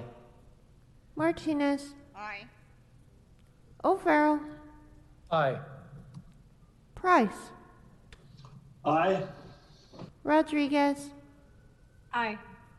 Rue. Aye. 12 ayes, the item passes. Okay, let's move on to item number 15 as amended by Mr. O'Farrell. Let's go ahead and open the roll. Wait, I would like to speak on this, Oh, Madam. sorry about that, Mr. O'Farrell. You did mention that. Go ahead. Thank you, Madam President. Yeah, just a couple of things that I wanted to mention before this, and I have some quick remarks to make. Every now and again, we have to have a response to some of the comments that we hear during the public comment period. One claim today was that it's virtue signaling as far as this all Black Lives Matter treatment in Hollywood on the pavement. But I think what the caller probably didn't realize is that two of the organizers of the Black LGBTQ+ Activists for Change, otherwise known as BLAC, are the ones that helped spearhead this entire effort, and they were waiting to be heard in public comment themselves, and that is Lucky Fuller and his colleague Gerald Garth, who my office worked very closely with on the All Black Lives Matter march, the protest march, and on this effort for a permanent marker of this historic march that took place. In addition to that, we worked with the Transgender Advisory Council, and Karina Samala, who is the chair of that council, was waiting for public comment, but didn't get in either. And then we had several community members waiting to give public comment to support this permanent treatment on the boulevard, in addition to a DOT sign that will be installed marking the occasion. Another false claim that I want to rebut is that in terms of anyone who's concerned about Echo Park Lake, no one cut off any water at Echo Park Lake. That is just patently untrue, and there's some misinformation about that. In fact, we have the restrooms at the north end of the lake open 24/7. They're maintained, cleaned, and secure. In addition to the water fountains working properly, there's full access to water. The mobile showers coming to Echo Park 3 times a week, and then storage lockers for people experiencing homelessness. I just wanted to, clarify for anyone who might have gotten the wrong idea through some of the claims that was happening. And then lastly, for someone to claim or to say that I'm claiming to be Native American is a patently racist comment. And we should all reject all forms of racism as we hear them. And I just wanted to, state that for the record as well.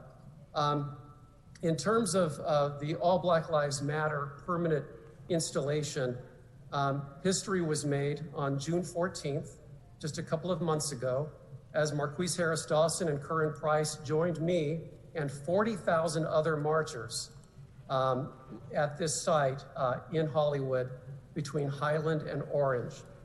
2020 has already seen at least 26 transgender or gender nonconforming people fatally shot or killed by other violent means. We say at least because too often these stories go unreported or misreported by misgendering them. I've dedicated my time in office to help make visible the transgender community through my work with the Los Angeles Transgender Advisory Council and a multitude of collaborative efforts with LGBTQIA+ organizations and leaders. After years of this advocacy, what I see time and again is the brutal reality that queer people of color, and specifically Black transgendered women, face unimaginable hardships as they seek to live their best, most authentic lives while being deprived of the necessities of housing, employment, and health care. Too often their lives are tragically ended by transphobic, homophobic, or racist individuals. Last year, advocates tracked at least 27 deaths of transgender or gender nonconforming people in the United States due to fatal violence, the majority of whom were Black transgender women. Knowing this, and knowing that the nation was now rising towards social justice, I joined with the Black LGBTQ+ activists for change, otherwise known as Black, who led the All Black Lives Matter march denouncing racial injustice and supporting LGBTQ rights. When my office was contacted by a local stakeholder, the Trailer Park Group there on Hollywood Boulevard, we knew that by painting the words All Black Lives Matter with the colors of the transgender community on that installation on Hollywood Boulevard, in conjunction with the mission of the All Black Lives Matter March, it would speak to the heart of the city and the soul of the nation, and indeed it did. Yet today, years after the senseless massacre of the LGBT community at the Pulse nightclub in Orlando, Florida, after the unknowable amount of deaths facing our trans community nationally and locally, there is not one memorialized space in Los Angeles dedicated to the lives of transgender people of color. As the site of the first nationally recognized gay pride parade in the nation, Hollywood, 50 years ago, in this very site, this very location, California must be and will be the safe space designated for this landmark distinction. Today, with the support of this council, we have the opportunity to forever memorialize the historic All Black Lives Matter March and transgender people of color on Hollywood Boulevard, along with a sign adjacent to the permanent installation that identifies and celebrates the historic event that took place June 14th of this year. And with that, colleagues, I ask for an aye vote. Thank you. All right, thank you, Mr. O'Farrell. Let's prepare to vote on this item, members. Let's go ahead and open the roll. Blumenfield. Bonin. Bonin, aye. Buscaino. Yes. Cedillo. Cedillo, aye. Harris Dawson. Yes. Koretz. Aye. Krikorian. Aye. Lee. Aye. Martinez. Aye. O'Farrell. Aye. Price.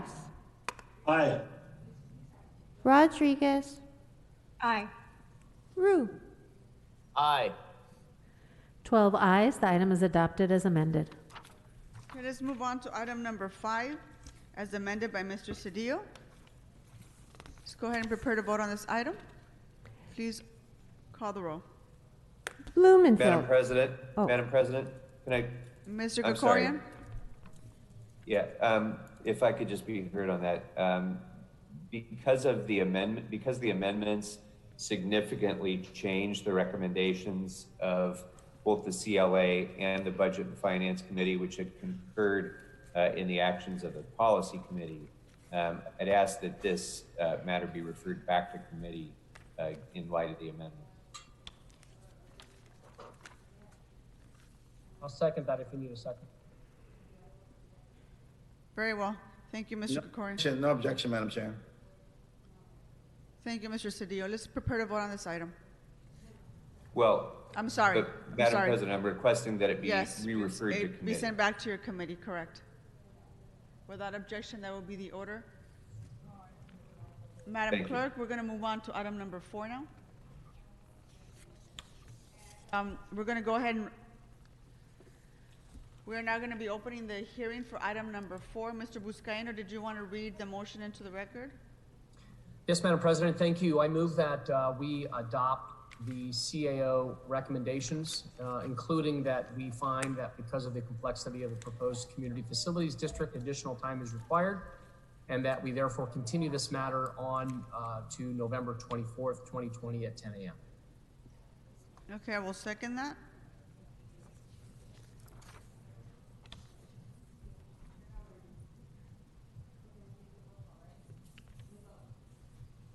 Okay, I will second your motion, Mr. Buscaino. Let's go ahead and prepare to vote on this. Thank you. Go ahead and call the roll. Blumenfield. Bonin. Just arrived, so please put me on the board. Bob Blumenfield, and I'll vote aye on this item, please. Okay, thank you, Mr. Blumenfield. Bonin. Bonin, aye. Buscaino. Aye. Cedillo. Well, I want to welcome back Bob Blumenfield. I hope he had a safe flight. And Cedillo, aye. Harris Dawson.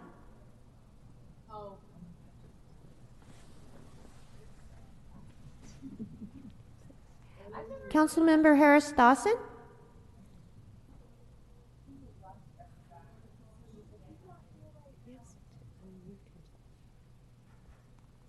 Yes? Yes? Thank you, Mr. Harris Yes. Dawson. Koretz. Aye. Krikorian. Aye. Lee. Aye. Martinez. Aye. O'Farrell. Aye. Price. Aye. Rodriguez. Aye. Rue. Aye. 13 ayes, the item is adopted. Okay, members, we're going to go ahead and move into closed session on item number 19. Sergeants and ITA, can you please prepare the council chambers? We'll be back momentarily.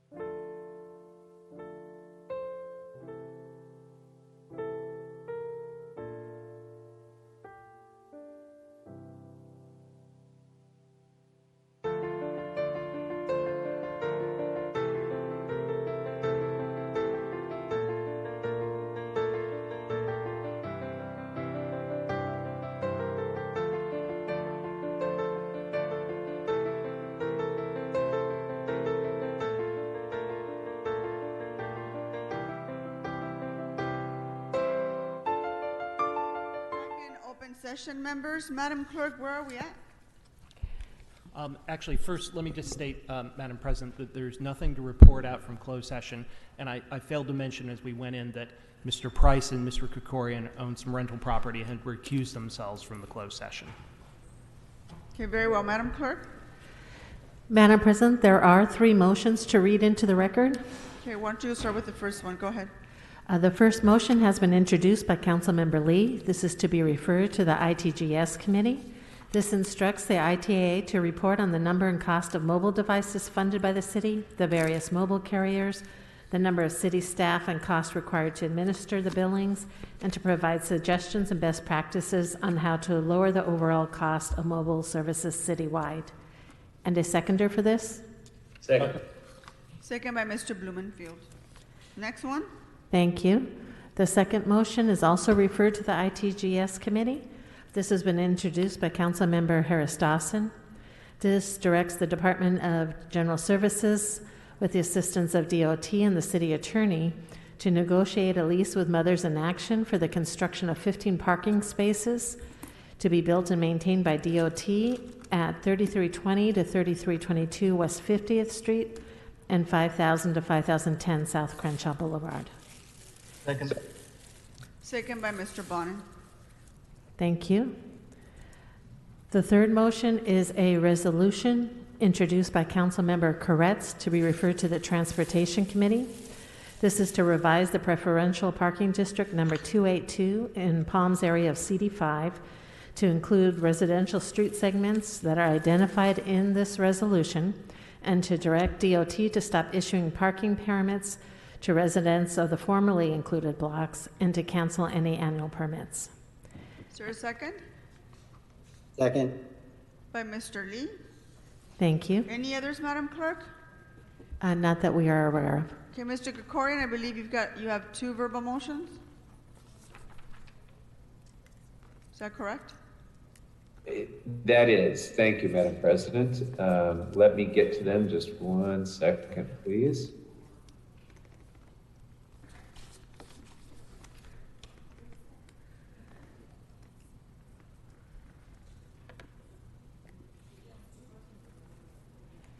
Okay, so the motion, the moving clauses read, I therefore move that the City Council accept the donation by IBM for use by the Information Technology Agency as described in the text of this motion. I further move that the Information Technology Agency be instructed to record the donated equipment on the department's inventory list and to thank the donors on behalf of the city. Is there a second? Second. Second by Mr. O'Farrell. Next, Mr. Krikorian. Thank you. And the second is a commendatory resolution with lots of whereas clauses. And it concludes, now therefore be it resolved by the adoption of this resolution, the City of Los Angeles congratulates James P. Clark on his distinguished career in law for over 4 decades and wishes him the very best as he begins yet another exciting chapter. Second. All right, thank you. Any other verbal motions? Okay, That's it for me, Madam President. Thank you. Seeing none, any announcements, members?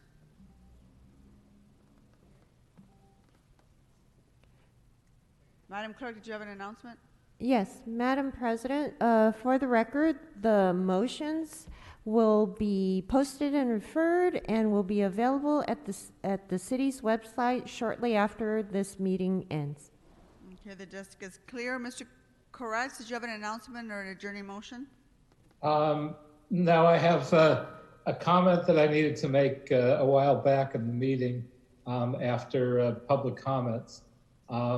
I believe there was someone who was claiming to be Casey Wasserman, the chair of the 2028 Olympic Committee. And I just wanted to point out what was, I'm sure, obvious to everyone on council, that was not Casey Wasserman who was speaking. So if I don't know who it was that was doing the impersonation of him, but that was not him, for the record. Okay, Mr. Cedillo?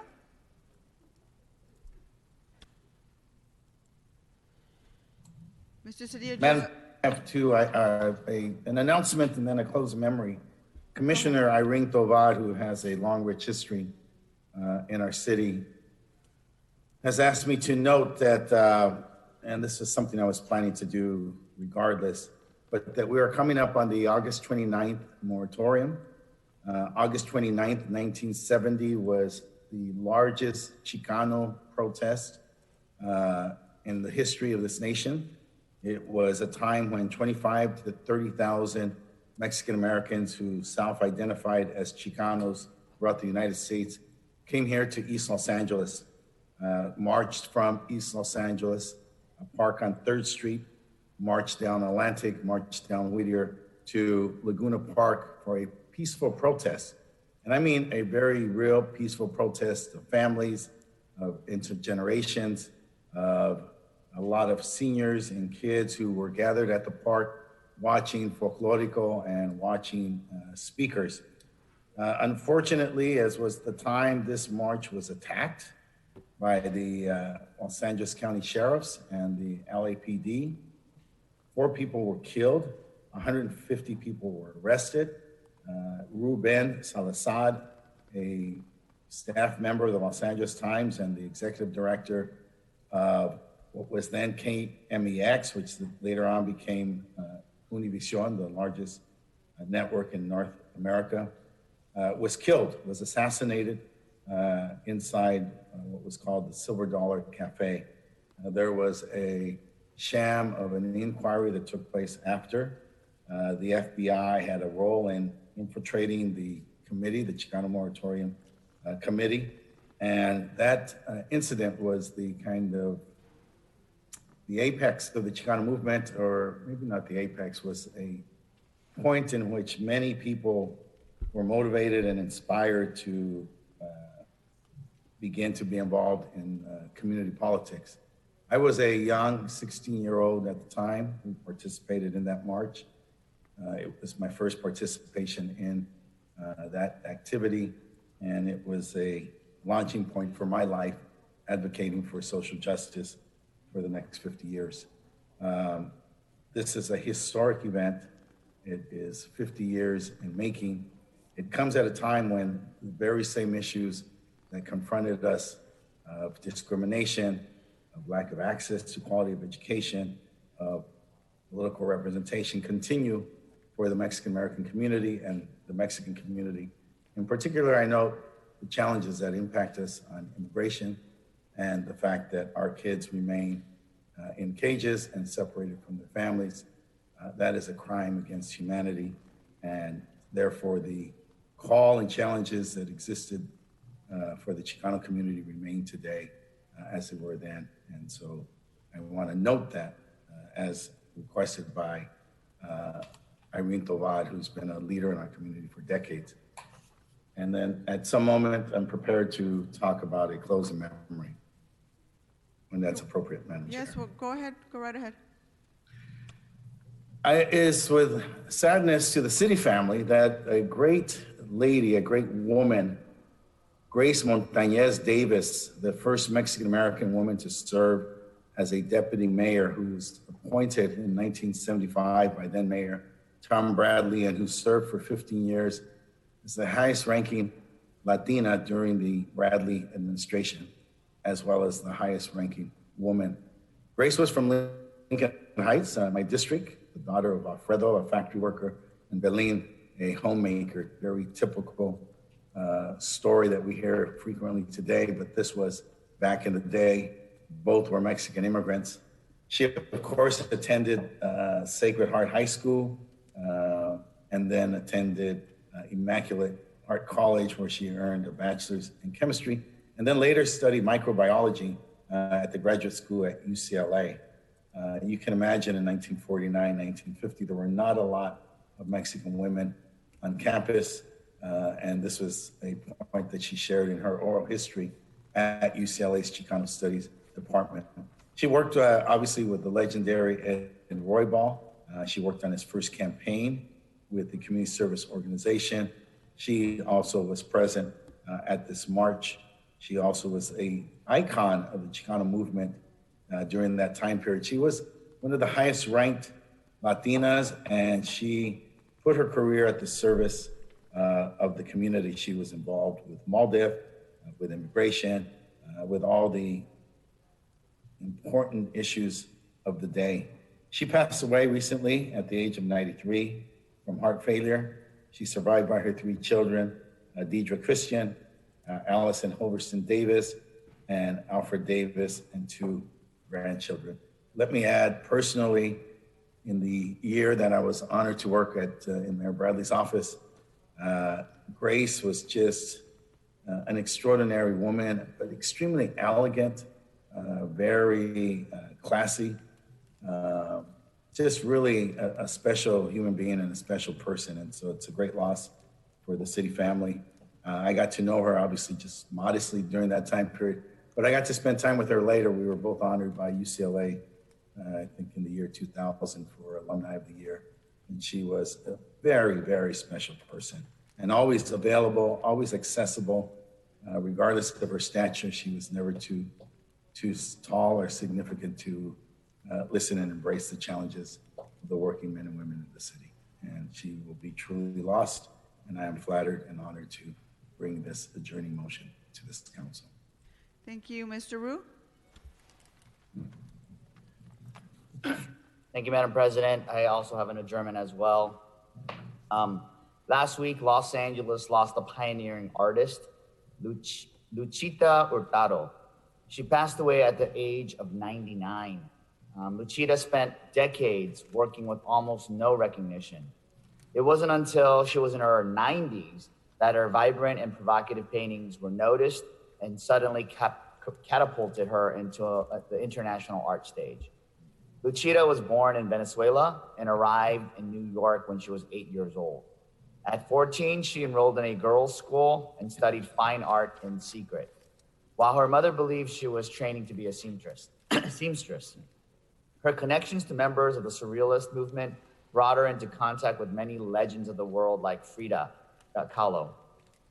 But many didn't realize that Luchita herself was a passionate and talented artist, often working at her kitchen table after her children had gone to sleep. In the 1950s, she moved to Los Angeles. She had one solo exhibit in 1974 and occasionally presented small shows, but her work went largely undiscovered outside of LA. That changed in 2015 when the director of her late husband's estate uncovered a trove of paintings marked only with the initials LH. She consulted Ms. Hurtado and discovered that the work was actually hers. Her first institutional retrospective came in 2019 titled I Live, I Die, I Will Be Reborn, which opened in London before coming here to LACMA. Her work addressed addressed issues of climate change, community, and how they relate to one another. She inspired countless artists and Angelenos, and her impact will live on through her incredible body of work. She is survived by her sons, Matt and John, and her 2 grandchildren, Cosmo and Lucy. May she rest in peace. Thank you, Mr. Wu. Mr. Blumenfield? Thank you, Madam President. It's with a heavy heart that I inform you of the passing of former Los Angeles Superior Court Commissioner Alan Friedenthal. Alan died yesterday morning of a heart attack, and while his health had been fragile lately, his death really came as a shock to everyone who knew him. He was a really smart, affable, good man, and a very passionate Democrat. So I know he was looking forward to watching this week's Democratic convention. And in fact, he was involved in a lot of other causes as well. He served on the board of the board of directors of the Shakespeare Center of Los Angeles. He was active in the Constitutional Rights Foundation, the Society of Professionals in Dispute Resolution, and the Anti-Defamation League. While I've known him a long time, since my days working for Congressman Berman, I got to work with him more directly when we both served on the ADL board together. He also served as the Secretary-Treasurer of the California Judges Association in 2012 through 13. His activism with the party goes back decades. In the mid-'80s, he served on the County Central Committee, now known as the LA County Democratic Party. After completing a clerkship in DC, he came back to the San Fernando Valley to practice law, but when he became a Superior Court Commissioner, he had to forego partisan politics formally. So when he did retire from the Superior Court, he immediately joined the Action Democrats, and he expressed a real interest in getting involved politically. And there he was encouraged. He ran for recording secretary, was elected by acclamation, and ever since then was a really engaged member of that club. His wife, Steph, is making arrangements for his internment at Mount Sinai.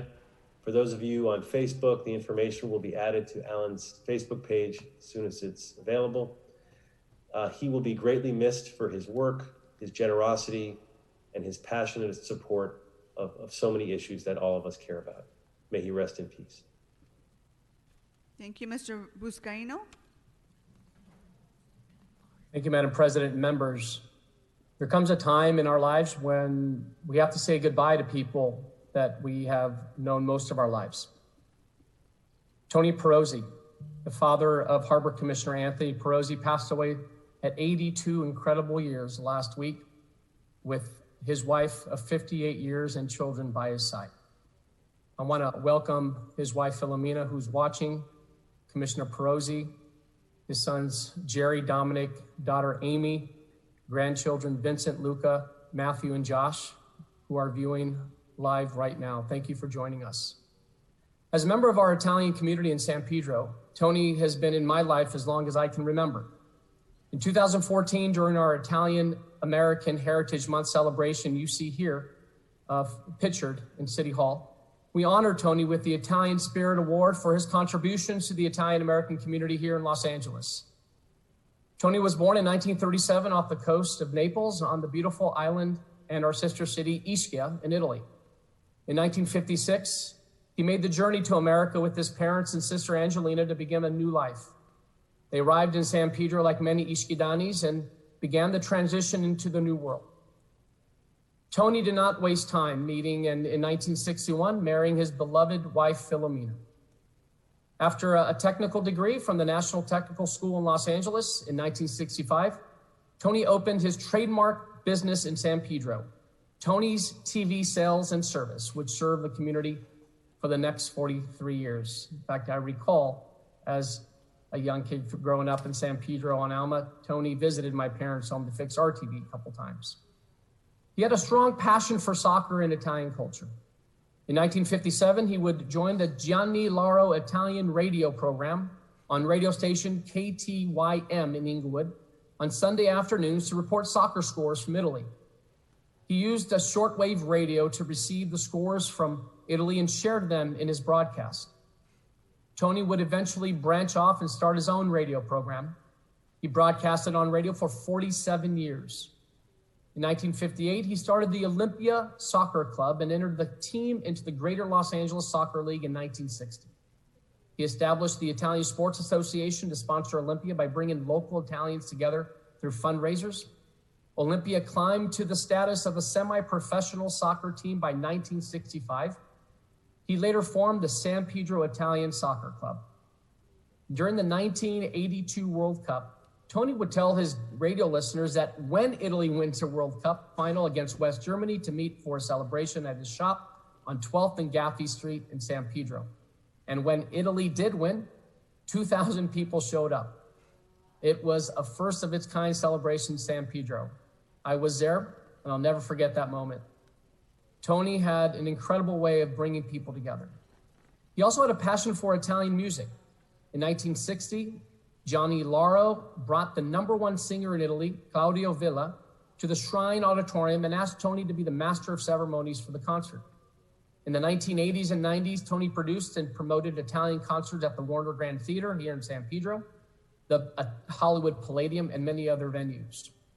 In true Italian form, the most important part of Tony's life was his family.